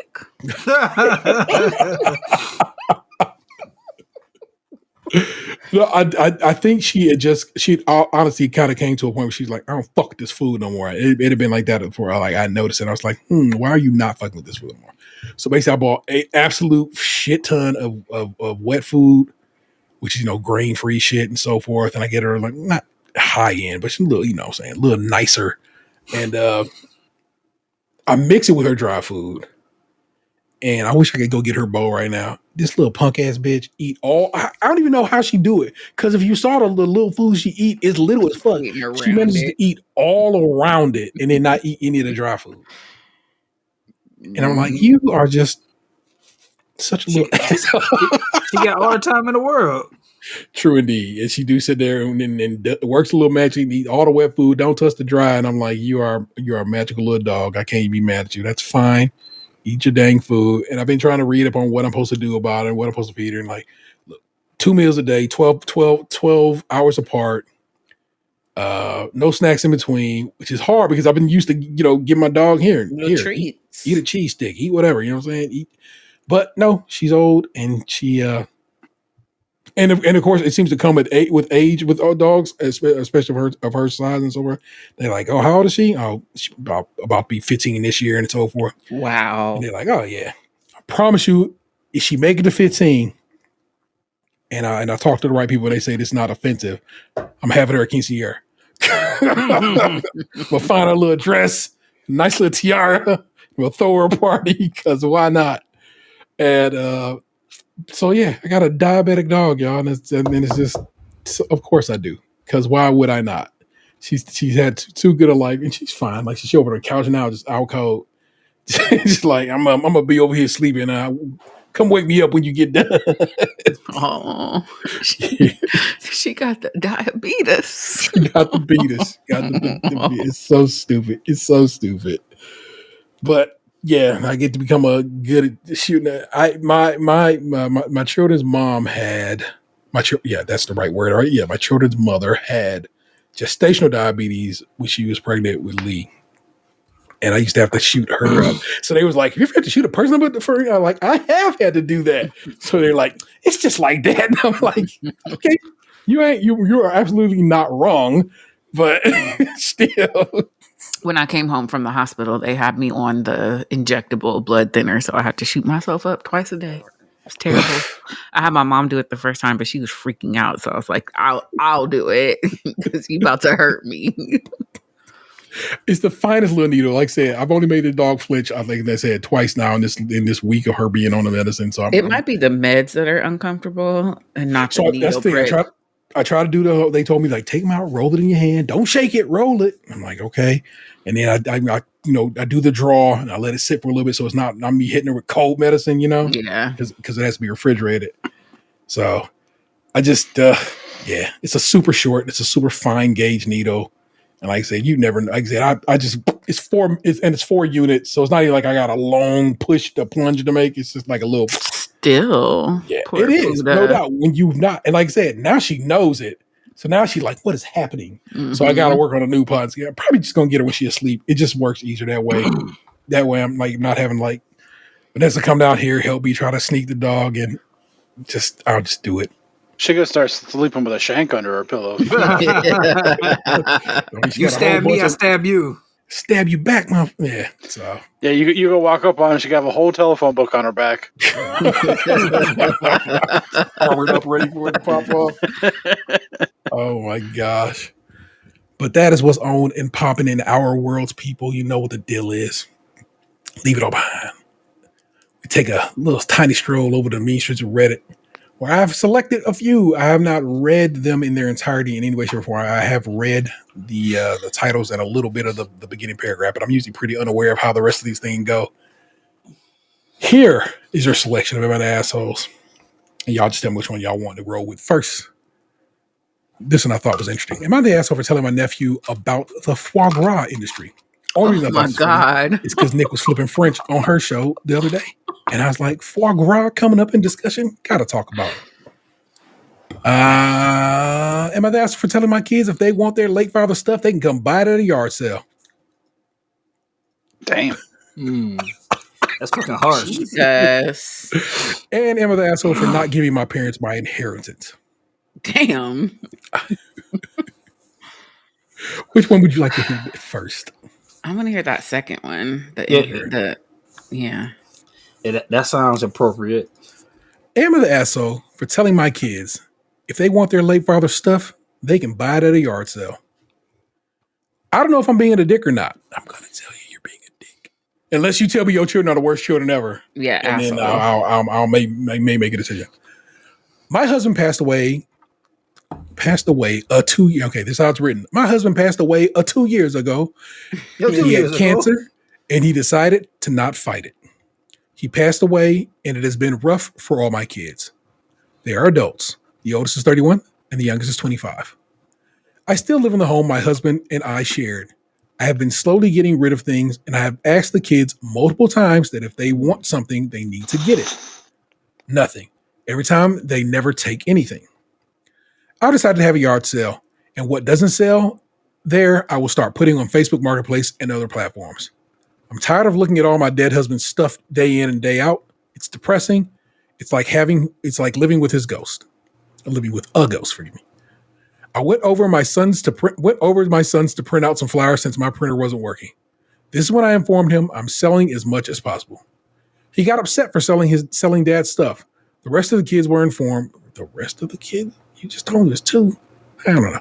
The rest of the kids were informed, and they were upset as well. I told them if they wanted stuff, they can come buy it at the yard sale. They had 2 years to grab stuff.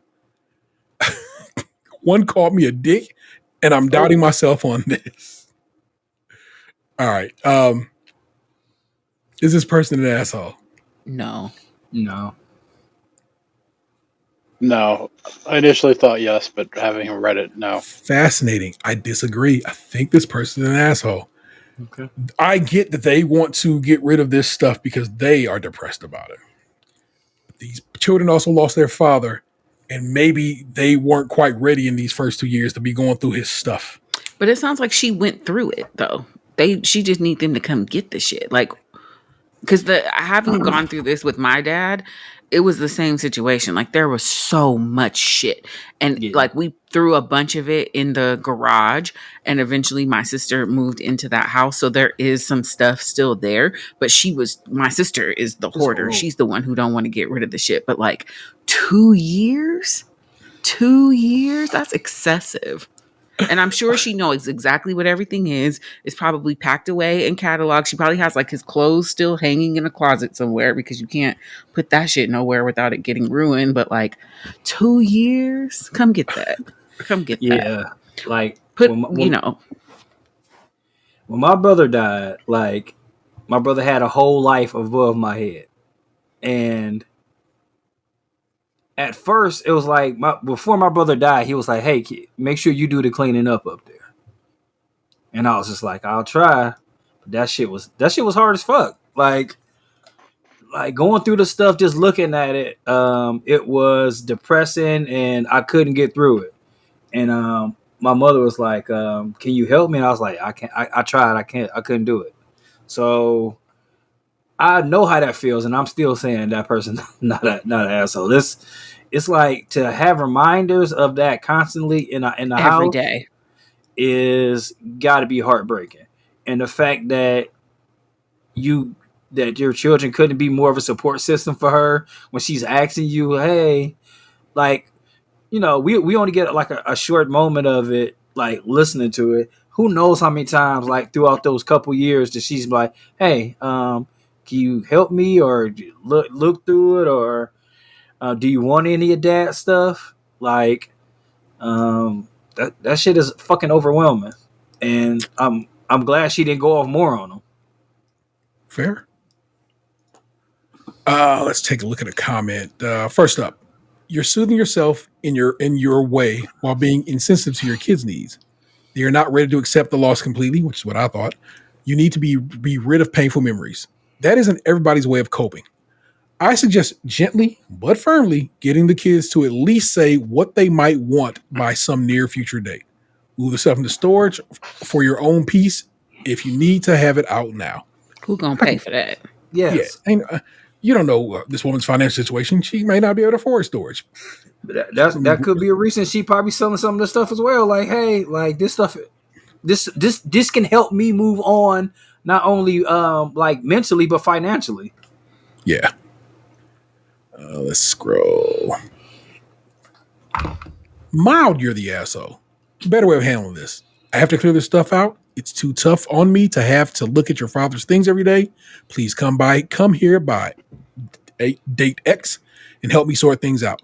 Take what you want, and after that, it will be sold or donated. And but who's to say she hasn't done that numerous times? For sure. And let me find you one solid.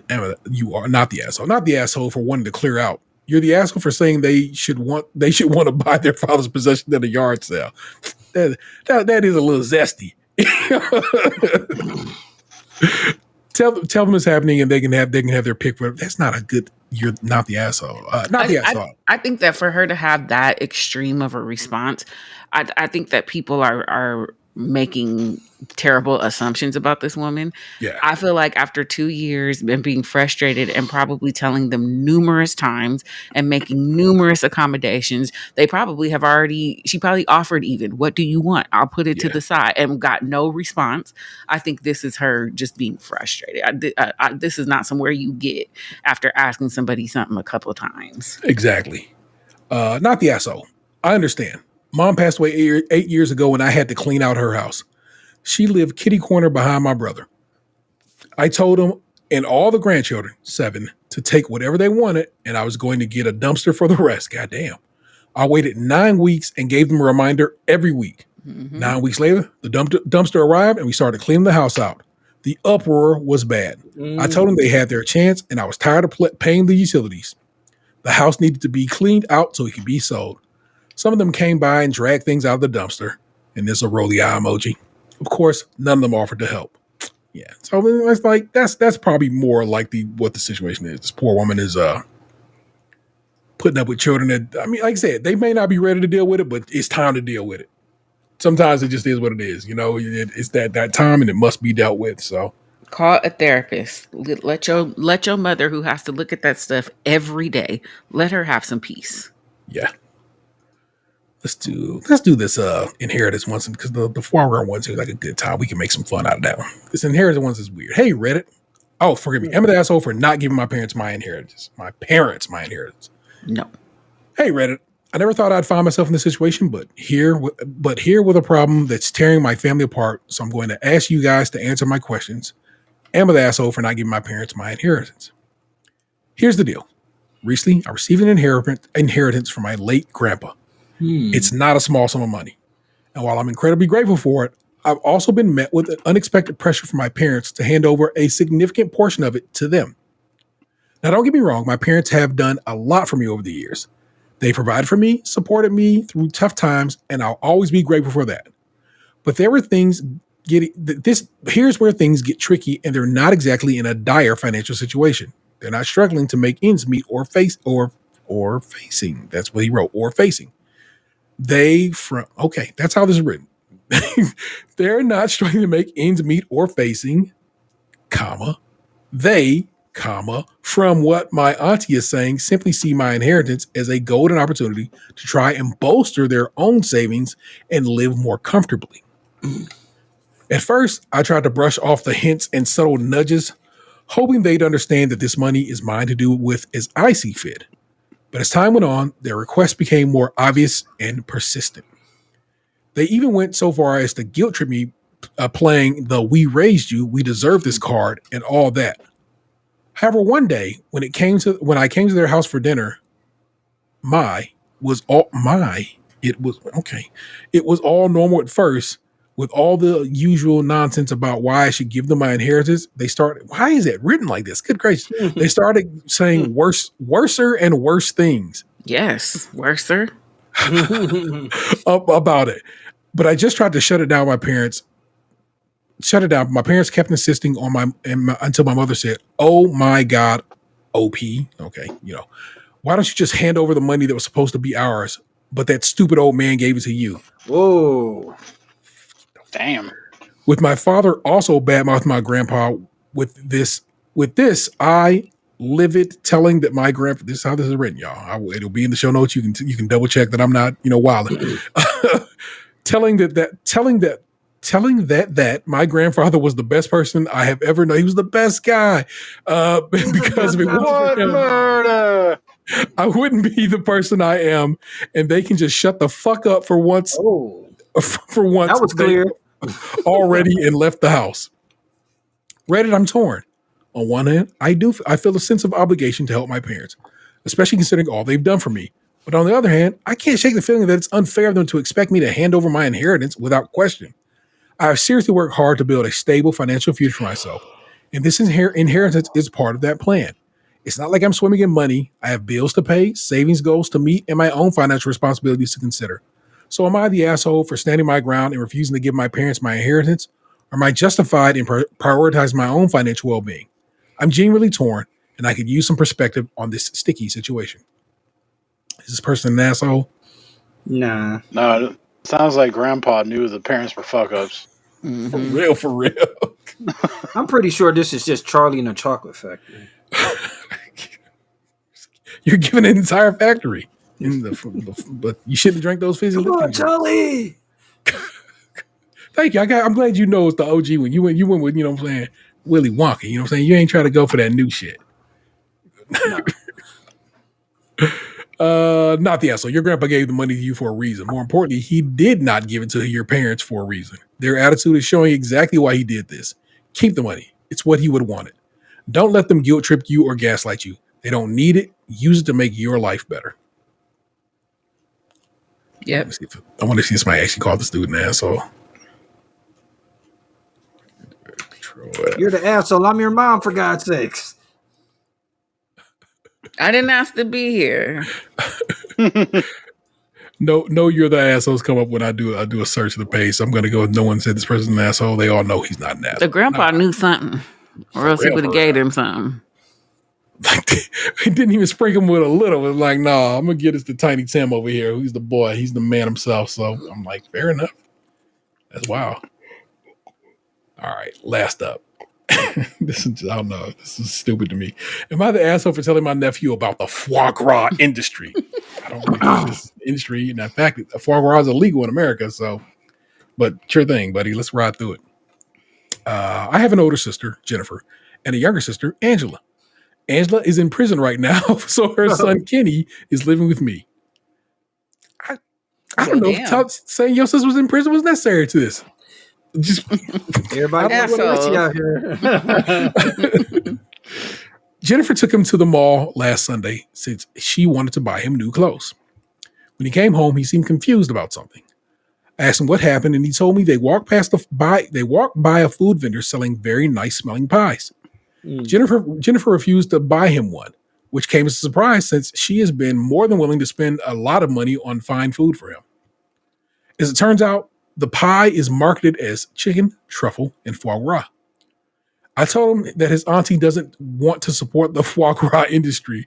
And when he asked why, I said, people stick tubes down ducks' throats to force feed them and fatten their liver. He looked aghast, completely horrified. Asked Jennifer for confirmation, and Jennifer said that I shouldn't have told him that at his age. She told me it was unnecessary to expose him to that stuff. Wait, how old is he? 9? 9 is a pretty smart age. I don't. I mean, your mama in jail. Welcome to the real world, buddy. Did you tell you? The question is, do you know where your mama is? Right. I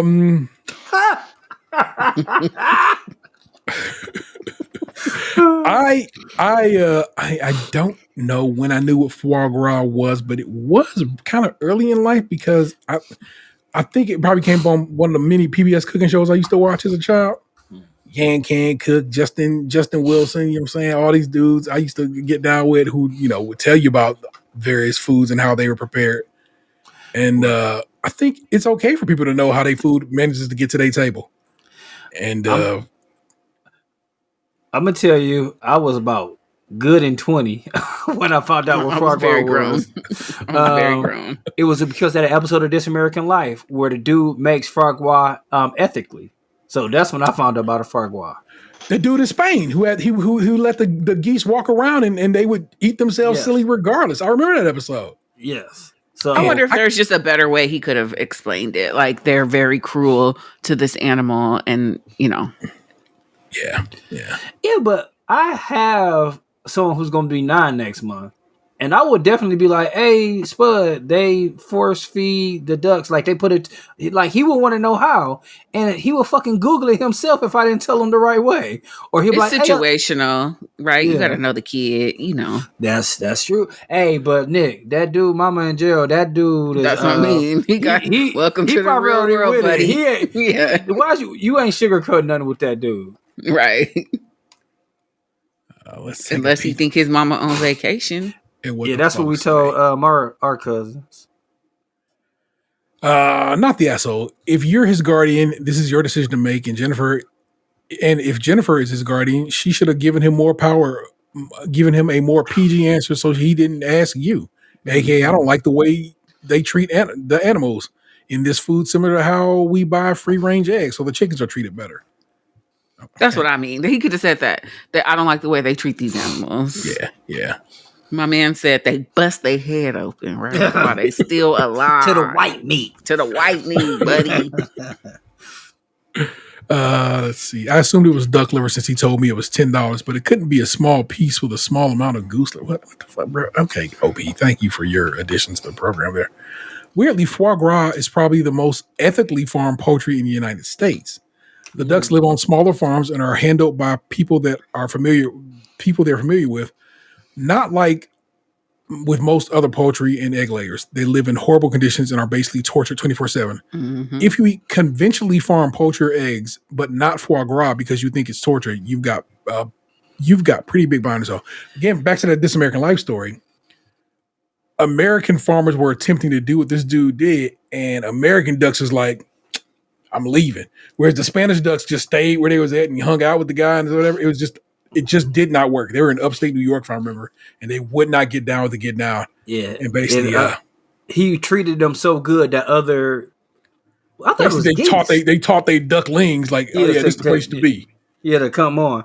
And like, I still had that nugget in my head. Like, they were saying that geese don't go south for winter if they're comfortable. Yeah. Like, if they got somewhere where they going to get their food and they can lay up and watch Netflix and all that stuff, and her son got all the fruit snacks and she let you borrow the Corolla when she at work, they not going to go nowhere. Geese are hella mean. Yeah. Yes, they are. Little hissy motherfuckers. I'm always mentally prepared to fight a geese if I have to, but mentally prepared and actually doing it, 2 different things. Yeah. I'll be thinking, I snatch a goose up by his neck, but would I? You sound just like Emery, boy. Like, hey, no. I say it, but I know the fact that I might think I could do it. That don't mean I'm going to do it, or even I have the ability to do it. Because what I'm be doing is they're gonna probably try to peck at me, and I'm be scared. You know what I'm saying? So I'm not gonna be able to power through and snatch that motherfucker up like I say I would. But if I could just keep my druthers and snatch a motherfucker up and whoop. Speaking of pop culture figures who've been accused of abuse, what my man say? Everybody got a plan until you get punched in the mouth. For real. Sorry. Goose ass. Asshole. I still say asshole. Yeah, you know what? If there's a way you could have said that, you know what I'm saying? So I'm not gonna knock you. It's a soft asshole. Yeah. Nah, what's up with you, Uncle Lunch? What'd you say, Vox? I think he's fine. I don't think he's an asshole. I think he just told him the truth. Yeah. Hey, again, it's not like you're full on jerk or anything like that. It's just like, man, sometimes a gentler approach. But I mean, like y'all said, this man, mama in jail. He probably harder than we giving him credit for. Like, damn, that's fucked up. They did to them birds. Yeah, he just probably got a weak spot for animals or something. At least that, like, you get to eat the birds, so it's like it's torture, but it has a benefit at the end. The way the Wu-Tang Clan treated Tron, where they just took the fucking kept feed me. Oh my gosh! I think it's just kind of assholic posturing because everybody who has these hard lines about certain things. I mean, yes, you make yourself feel better by buying the organic free range chicken eggs, but ultimately it's not a great existence for the animal unless you're a vegan, which also comes with some cruelty as well. Like nothing is guilt free. It's just a way to make yourself feel better. It's a damn shame how they treat that xanthan gum. I tell you that. Y'all hear about y'all hip the ortolan? Mm-mm. Again, another This American Life story. And I remember they told the story of how I want to say maybe it's Francois Mitterrand, one of the French prime ministers was going to die, and one of the last meals he wanted was ortolan. Oh yeah, that's the bird you eat blindfolded. Yeah. Oh yeah. So they basically take this bird and they soak it in like like almanac. I feel like I'm not making that word up. It's like a liquor, and then like you cover your head because you have to eat it in shame, and they just eat the whole bird. Take that bitch to the face. It's a little songbird, and it's like it's a wild one on that one, man. And like it's illegal to eat it now, but of course, you know what I'm saying, now it's a part of pop culture and shit like that there. Yeah, a whole story here. Let me see. France's songbird legacy is outlawed. French gourmands are to be denied on what one restaurant critic describes as the barbaric pleasure of feasting on tiny songbirds after the government announced that it intended to finally enforce laws that have been on the statute books for 8 years. And this is from 2017, so it's been a long time. The long considered the pinnacle of gastronomic delight by the French, the ortolan is a protected species after being hunted almost out of existence. The prize bird can fetch up to 150 euros each if sold illegally in restaurants. Diners savor the ritual almost as much as the flavor. Francois Mitterrand. Man, your boy pulled that from the hat. You did. The former French president notoriously feasted upon a whole one at his last supper while terminally ill with prostate cancer. Jesus Christ, I didn't know I knew all the details like that. I feel real good about myself. Concealing his head beneath a napkin in the traditional manner. Some say the napkin helps the diner savor the aroma. Oh, others say it's intended to conceal his greed from God. I know that's right. That's the more pragmatic yard bird. That's how I'm starting to eat my 3 pieces. Cloth. The more pragmatic. That's why priests wear all those clothes. Oh. The more pragmatic point out, take eating my wife, ortolan, please. which is placed in a mouth whole and eaten, bones and all, is a very messy business. We'll not go any further than that. I'll put that link in the show notes if you want to read about the ortolan. But you put a little crystals on that. You in there. Battered up, deep fried. Man. With a bowberry biscuit. Bet you it's goody to the mud. Yuck. That is this week's Evan Assholes. Let me share with y'all our entertainment selections of the week. And as always, not as always, is like this is only the second time we've done that. Patreon, I'm going to share my screen so you can kind of get a little visualization of the situation. And let's go through what your boy has got down with. I watched The Marvels. First, I watched it on Disney Plus. It was so damn good. I went and immediately bought it the Tuesday. Well, yes, the Tuesday it came out. I loved this movie. On deck for the weekend. Every bit of it. Great little film. I really, really enjoyed it. And then I was like, let me go see what people are talking bad about. And the things they said they didn't like about it, I was like, I disagree. And so I love it. Loved it in the end. Loved every bit of it. It's a weird movie to watch after having seen Secret Invasion because that's two very different Nick Furies. But beyond that, loved it. I also watched Mission Impossible: Dead Reckoning, which is available on Paramount Plus. I knew that because Anthony told me about it, and then I finally watched the other night at like seriously 2-3 in the morning, and it's about a 3-hour movie. I should not have stayed up that late, but I watched that whole thing. Bing right. I've seen all the Mission Impossibles, every single one of them. I think the one before this is a better movie, but this is a fun little adventure, and it probably is leading places because it's supposed to be the last one. Loved every actor they had in it. Just a good time to be had. That's old girl Mantis right there from Guardians of the Galaxy. Cutie. Little French Korean lady. The Vince Staples Show on Netflix is only 5 episodes.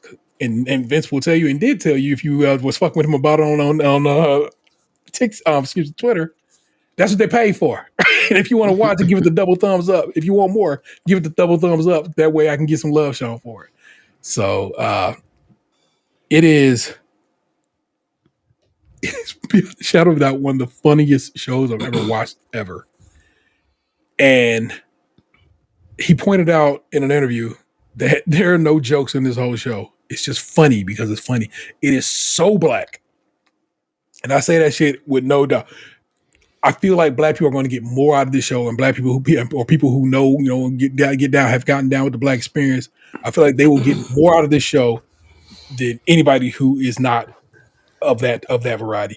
I'm like halfway through that family reunion episode. Oh yeah, Vanessa Bell Calloway does a very great job playing this mom. Mm-hmm. She's very funny in this. Oh my god, that man. The bank robbery episode is so good. It's like good in the way that he's like, how is this good? And yeah, and then that's a burner of like I said, 5 episodes. Sit, enjoy. You have some time and you take that through. I and finish. I beat the game Celeste. Celeste could be a very challenging game, but I of course put that bitch on easy and just enjoyed the story. Great game. It's about this woman, Celeste, who has anxiety like a motherfucker. That person was represented right there by that person. And how she gets through it as she travels up the mountain is called Celeste. Her name's not Celeste. But how she gets through and over her anxiety as she travels up this mountain. Wow. Great game. I started back on this because I never beat it, Anthony. I beat it, back in the day, but I've never beat the remake. And I am currently at the university about to go into the hole in the, in the ground at the university before where I got to go clear out to turn the damn generator on. Mm-hmm. So that's where I'm at in that right now. And I already knew it was going to scare me, so I had to stop. I was like, it's just go. Them damn clickers fuck with me a lot in that game. They just do. I love that part. Like, it's such a good game. Like I felt like a fool. Like I was, straightening out my games. I'm like, man, I really just bought The Last of Us again, and I got like the extra special edition. Part 2, I bought the extra special edition of it. I'm like, man, I spent $50 more. You don't need to buy shit else, Anthony. That's what I said to myself. I am listening to several things, but most importantly, most importantly. Oh. At the Super Bowl, Beyonce went ahead and just took this up via a fucking Verizon commercial, which is the wildest shit to me. But that is who she is. These 2 songs. Texas Hold'em, 16 Characters. I love them both. But I do want to say this. Texas Hold'em. Great song. Play that shit loud in the car. Because when that kick come in, bruh. It's a real live boogie and a real live hoedown.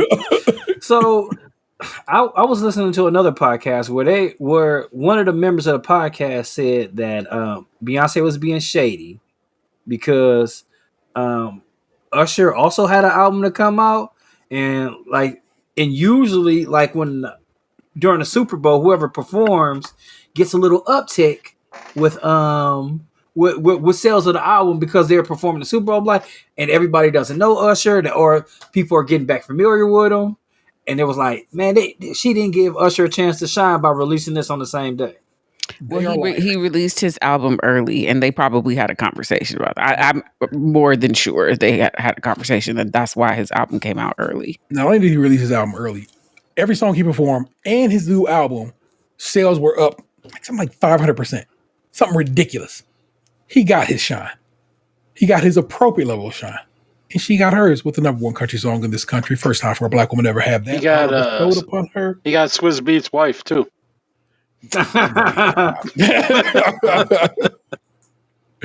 I love them both. 16 Characters is such a little gentle, little sad kind of sounding song, but I like it a lot.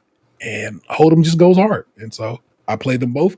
And every time I start them, and because I'm on Spotify will start me down a playlist that they think there's some shit you should fuck with because you fuck with these songs.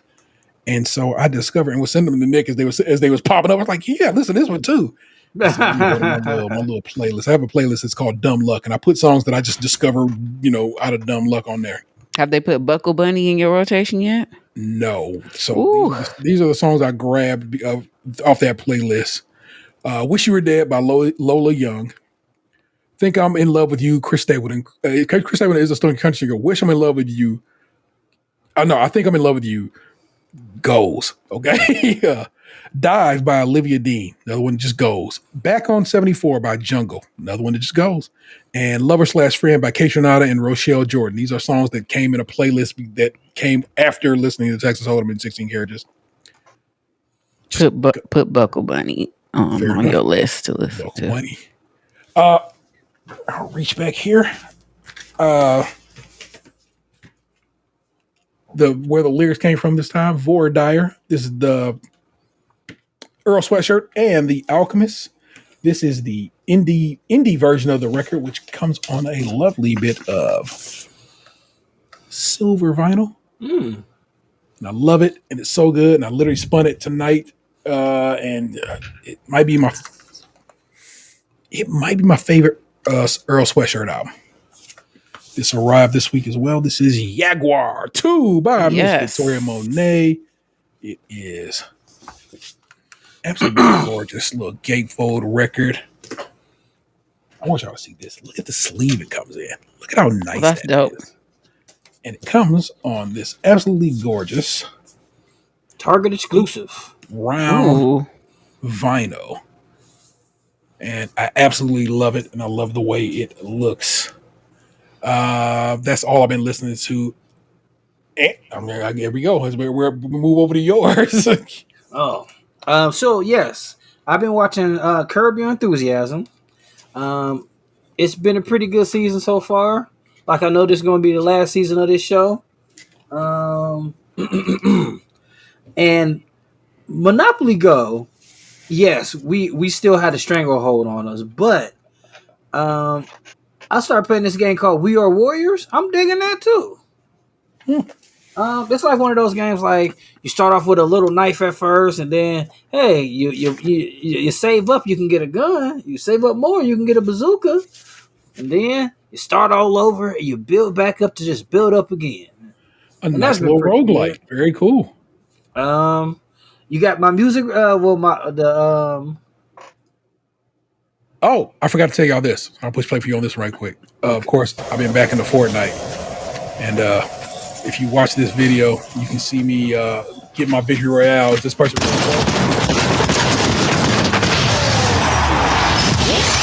got that victory royale. I was very proud of that. So I'm glad I had that video to show y'all me doing that. It's actually me doing that.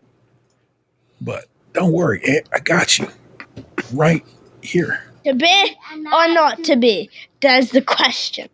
Okay, so this is what I watched on Tubi this week. Or last couple weeks, because we didn't record last week, so I knocked out 3 different seasons of shows. So the first show was called The Dirty D. So I watched season 1.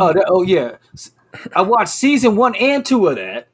I think season 2 is still going on because there's no ending yet. But it's like not great acting, but it's a good story and it's a good show, and I enjoyed it. Like, it's something different, and there's always something new. I think that's the most important part about Tubi. It's always something different, always something that you look at, get a good look. The one guy sticks out like a sore thumb on that picture because I'm looking on a smaller screen. But the one Sammy Sosa looking man, he's a real light skinned, or that's a white man. That's a white man. Can you guess what he plays on this show? He owns a pawn shop. No. What? No, one more guess. What would a white man be doing on a show? I can't even say it. Is he somebody? Is he a cuck? No, he's a police officer. He's the police sergeant. Okay. Oh, I mean, season Why are 2. there so many people in this cast? How do you keep up with the storylines? I mean, honestly, I don't know why there's so many people in this cast because it's only like really like 5 or 6 people who are like the main characters in the show. There are 21 people in this image for the audio listeners. I think they all had red and black to put on. It was like, hey, meet me at the bar. You got some red and black to wear? Because like the one, okay, so the one dude in the middle with the black and the gold chain, like he's in it a little bit, and then the light skinned lady that's 2 from the right of him, like she's only in 2 episodes. The dude up in the black, he got shot, and then like he wasn't there for a while, and then like I think the lady behind him is his wife, and she wasn't in there but the 1 episode. Let's see. They just all wore red and red lipstick, and was like, you know what? Let's get some buddies after this. Fair. Okay, so yeah, I watched season 1 and 2 of that. Then you can go back to Street Legal. Now, this show is very interesting. This street is called Street Legal. These are the main characters in this show. That Asian lady right there has the strongest black scent I've ever heard in my life. It is hilarious. stronger than Aquafina's? Aquafina sound like a British lady compared to her. Cornbread? What? And she a rapper too. Her rapping name is China, which I found out because she has another movie called I think it's called Paid or something like that. It is the most amazing, crazy movie I've ever seen. I forgot about this because I've been watching so much Tubi. So this is a separate movie. She has a movie where like she's a lady and wait, she's a rapper in real life. Yes. Oh, wow. So the gentlest wow ever. On this show, she's just a lawyer. That's down to put. Okay, let me finish explaining this show. So, Street Legal is about like the gentleman in the blue suit that's standing up and the lady with the white dress on. They're brother and sister. They're both lawyers. Back a long time ago, their parents both got sent to jail for selling so much weight. They got 30 years. So, but they grew up to be lawyers so they can try to get their parents out of jail. That's the main plot. But every episode is like an episode of SVU, and it's like it's ripped from the headlines, and they try to solve this crime. And it's funny because like at the end of the episode, they always say it's one story, and then there's the truth, and then they show what really happened every episode. It is great. I love it so much. I wish it was a season 2 of Street Legal because it is just like mostly other Tubi shows. It's not like people would say traditionally good, but it's incredible. So back to the China lady. This lady got a movie. I think it's called Play, if I'm not mistaken. I will rectify that shortly. So she was a lady. She couldn't get pregnant, so her husband steps out on her. Her husband steps out on her and she finds out that he got like 2 outside kids and she goes fucking crazy. And then she just keeps on picking up these dudes in bars and like, she met this dude she thought was going to be the love of her life. And she, he ended up playing her too. And she goes crazy and kills him, but then like keeps him in the basement. And then she just keep on going to bars, picking up more men. And keeping them in the basement too.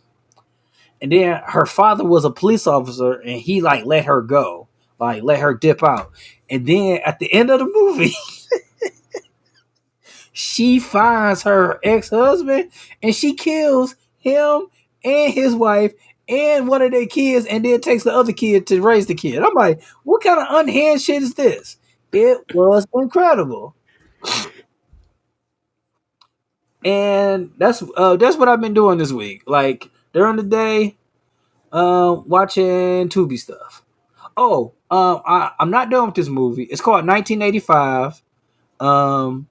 It's what Michael Chiklis and some other dude. But the plot of the story is a guy goes back to a small town in Texas, and he is I think he has AIDS, and he's going to his like pretty much going to tell his family goodbye. And it's pretty good so far. I just haven't finished it yet. Bucks? I started watching the new season of Halo. I'm only like halfway through the first episode, so you have to forgive me. I don't have a lot of plot to give you. I watched the 4 episodes of the second season of Invincible that they put out. I'm halfway through Gen V. I don't think I watched any movies. Like, I know Ann had some extra stuff to add, but I saw that Ninja Turtles movie that came out last summer is on Amazon, so I'm planning on watching that. The one with Io. Yeah, it's really good. It was on Paramount. They removed it like a couple months ago before I got a chance to watch it. I feel like there was something else that I watched because we recorded 2 weeks ago, so I don't remember what I finished and like what like in between there. But yeah, that's mostly what I've been watching. I've been playing Monopoly Go, playing Pokemon Go. I am now in possession of an iPad, and I installed Subway Surfer and played a couple games of that the other day. I didn't try to go too deep, just because I haven't played Subway Surfer in about a decade. But I started. The controls were coming back pretty quickly, so I was getting that muscle memory.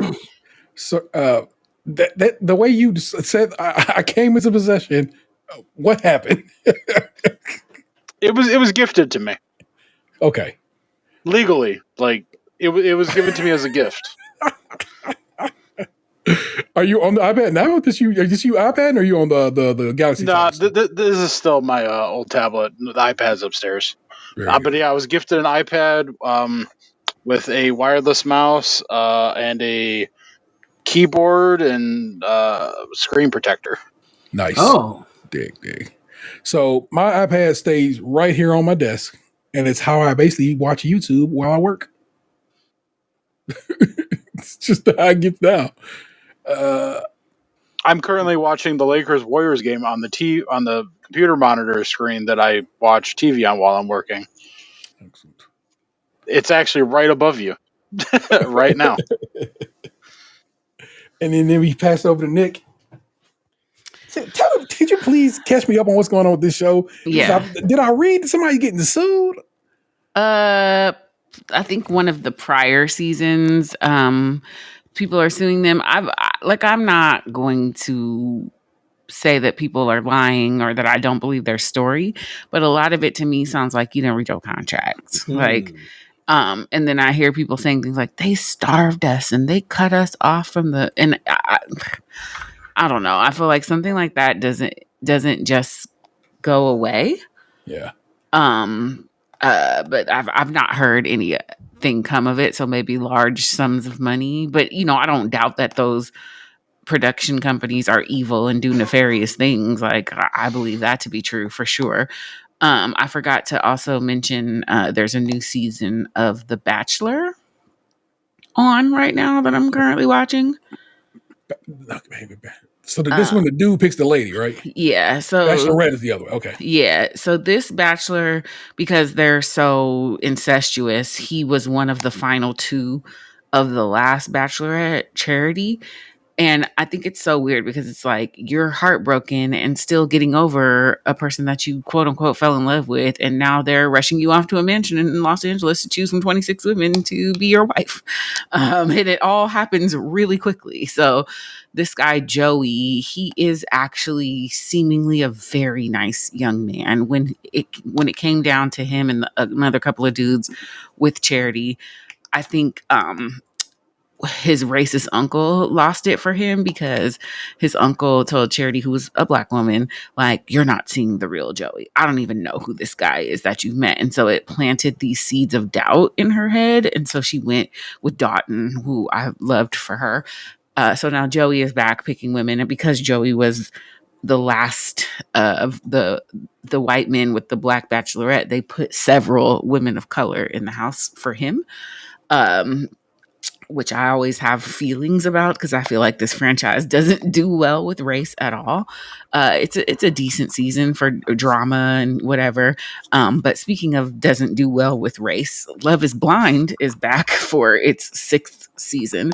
And it's always funny to me that people go on there like, I'm just here to meet somebody, like race don't matter, personality don't matter. And I always feel like the Black people are there to not meet other Black people because, like, why would you need to be in a blind situation to find a Black partner? To me, it's indicative of like, oh, I'm open to everything. Like I spend a lot of time on dating apps, and I find that when Black men say things like that, they mean I'm here to meet women who aren't Black. But there is one whole Black couple that has made it to the thing. Spoiler alert. All of the available episodes dropped as of yesterday. So there are, I think, 9 episodes available right now on Netflix. And it's Nick and Vanessa Lachey produced. Premise of the show, you go into these pods for like 3 weeks, have dates with people through a wall, and then in order to see the person that you've chosen, you have to propose to them, and then you go on a honeymoon with everybody else who made it this far, and then y'all move in together. And then, because the show is the messiest shit on television, they bring in the other people that you were having dates with who you maybe didn't choose. So there's a lot of like swapping situations that could probably happen because there were quite a few love triangles this season. So we've got a couple. The girl, she's getting ate up all over TikTok because, like, I don't know why they were discussing looks because you really shouldn't be on a show called Love is Blind. But they were talking about their celebrity doppelganger, and she said, she was very clear. She was very clear. I don't look like her, but people say because of my hair and my eyes that I kind of look like Megan Fox. I could see it, but they're eating this girl up because she has kind of a long chin and, whatever. They say she looks like Adele. They say, like, she's a pretty girl. She don't look exactly like Megan Fox, but she never claimed to either. Okay.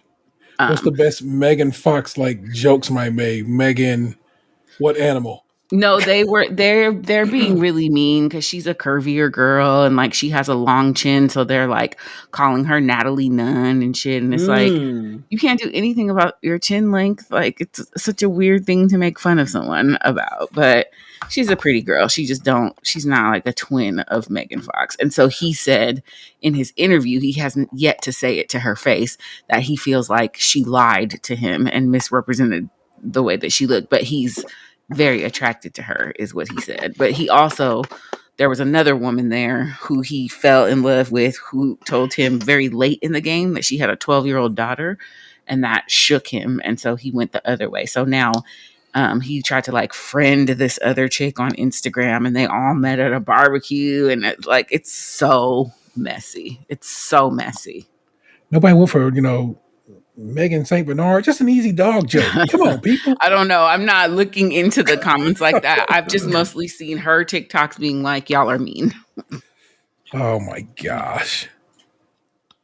Well, there you go, people. That is the media of the week, what we got down with. I gotta show y'all this right quick. This is, if I can get it up on the screen in a timely manner, sweet baby Jesus.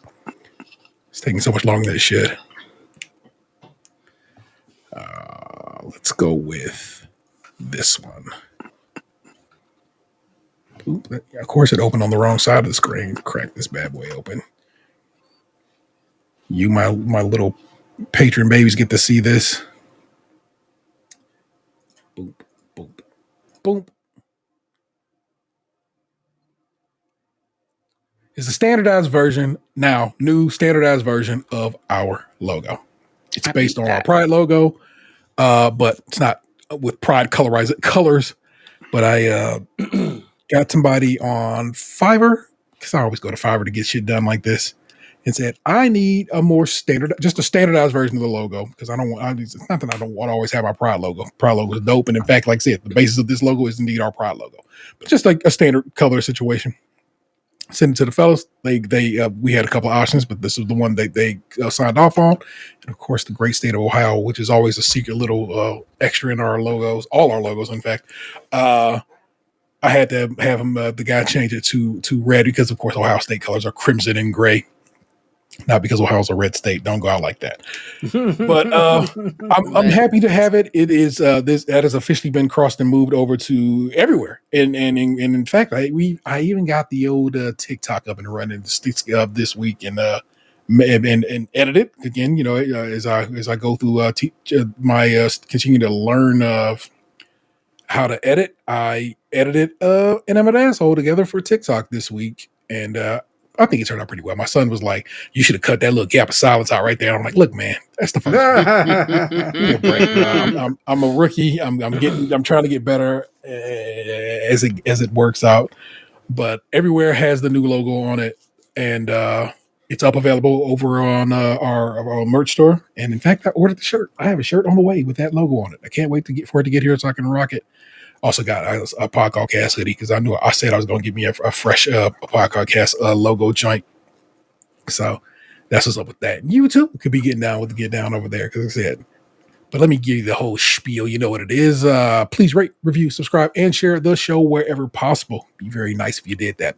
Meaning basically YouTube, Spotify, and Apple Podcasts, of course, where you can do your ratings, reviews at. You're saying give us 5 stars on Spotify. Please consider giving us 5 stars and writing us a review on Apple Podcasts, and of course on YouTube. Just hit us with the thumbs up. I put the audio version of the show up over there.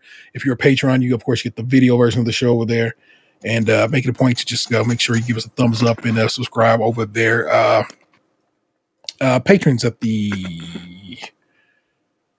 $1 tier. Basically, look, you're doing me a solid. I'm gonna slip you a little something every so often. You know what I'm saying? Like I said, this week, the buddies episode. Patrons, you got patrons at any level, the $1 level, you got it. Patrons at the $5 level, you got it. So we good to go either way. But patrons at the $5 and above level, we'll always get the show on video that I am learning to edit, and I think I'm getting pretty good at it. We have an animated intro I made. I make a little animated bit of the art that we have every week, so a little title kind of jiggle and shake and do things. I think it's pretty fly. I don't know, it's pretty good. I'm kind of proud of myself. I edit a little stuff in that is not in the audio version of the show that I think is a good time. I think you'll have a good time getting down with that. And like I was just saying, we have merch available over at tpublic.com/user/stage crunchy milk, all one word. I got rid of the one design with the stars on it and so forth and so on, because it never prints well. It's just too much going on that shirt, and TeePublic's print quality be here and there. So that one, I'm like, I feel like it was just doing a little too much. I went ahead and got rid of that one. So what's over there now is the new logo, the Pride logo, or the OG logo. Building Boxes Bar and a podcast is what's up on that right now. I ordered a bunch of stickers. The kid asked me to get stickers for all the show, the logo. So I ordered all the stickers for Lee. So they should be here any moment now. I gave TeePublic a couple of bucks. TeePublic was like, there, fine. If nothing else, I'm going to support my store. But you too have the ability to support the store. If you're so inclined, give us a call, 216-264-6311. That's 216-264-6311. We'd certainly love to hear from you. Feel free to call and or message us on that number. And heard from you this week, we indeed have. It is, of course, the homie William Jackson Kent, who shot us a little text and just said, many thanks for the birthday shout out. Much appreciated. Had a nice birthday cupcake. Now, here's my gift to you. It's not from him, but a very reliable source. The Z in Vince's name is silent. It's basically Gregorian. You know, if you swap Ian for Ian for EK. That's all for now. Take care. R.I.P. this fool. Man, I'm so salty this fool got canceled. If y'all want to know about that, this fool is an amazing show on Hulu, and it only got 2 seasons, and they're both great. And you may not be able to watch new episodes of it. There'll be no more episodes of it, but those 2 seasons are really, really great. This fool, it's on Hulu. You should go check it out.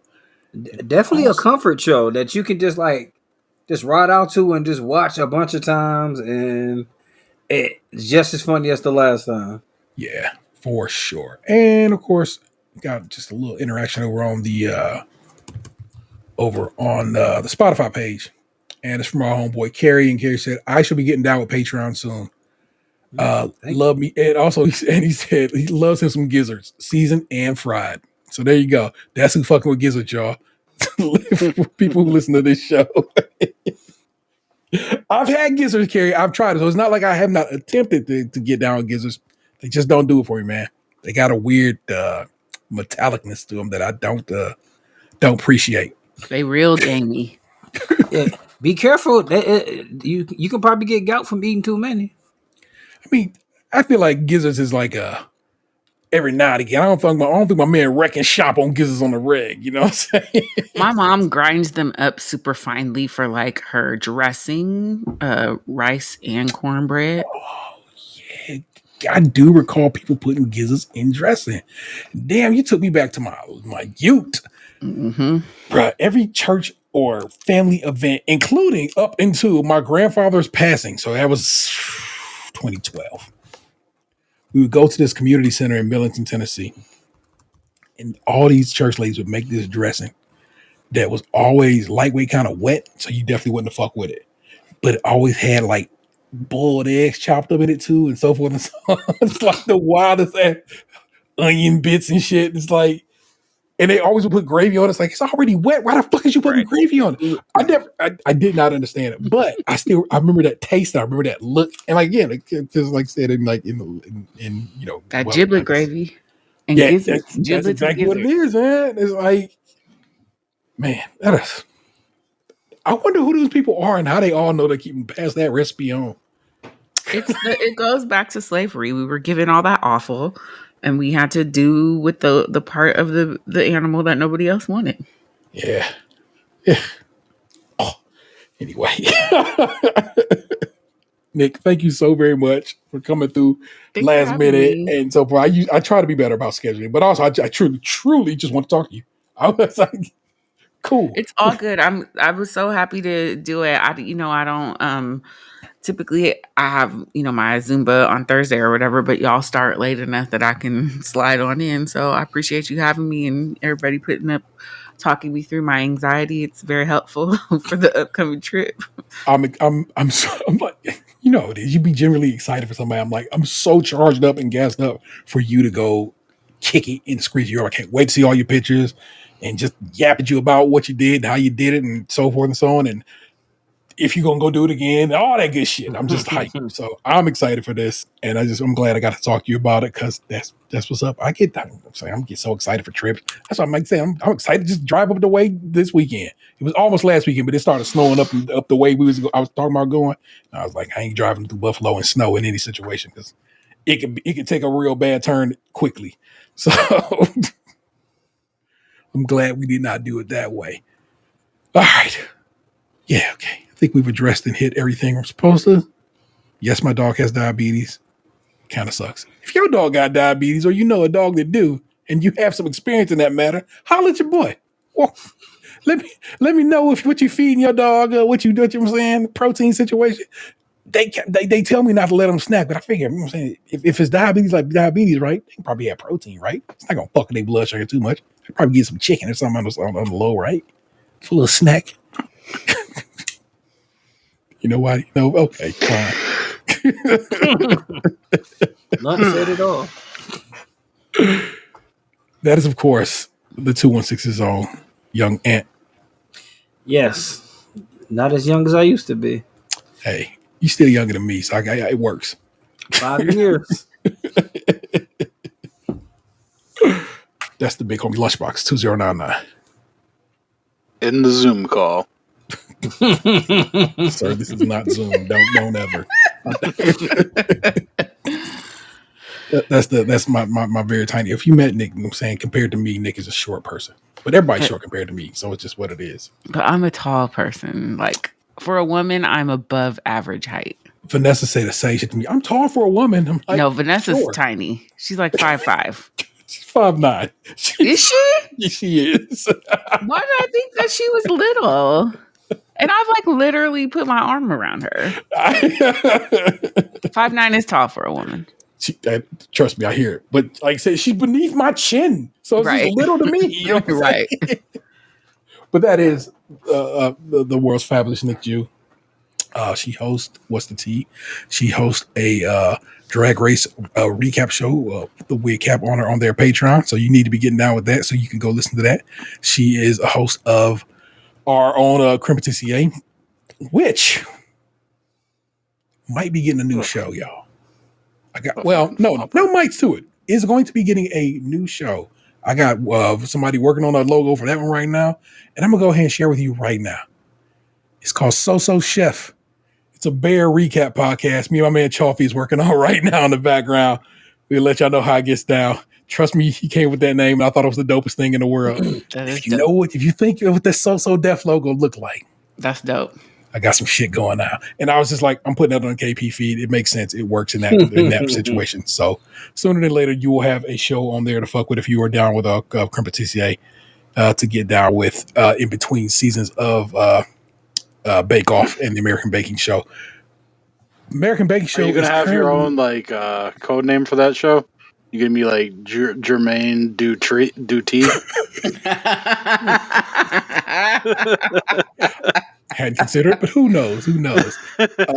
American Baking Show is doing contestants right now, and Vanessa's sister is trying to get in on that bitch. Oh, nice.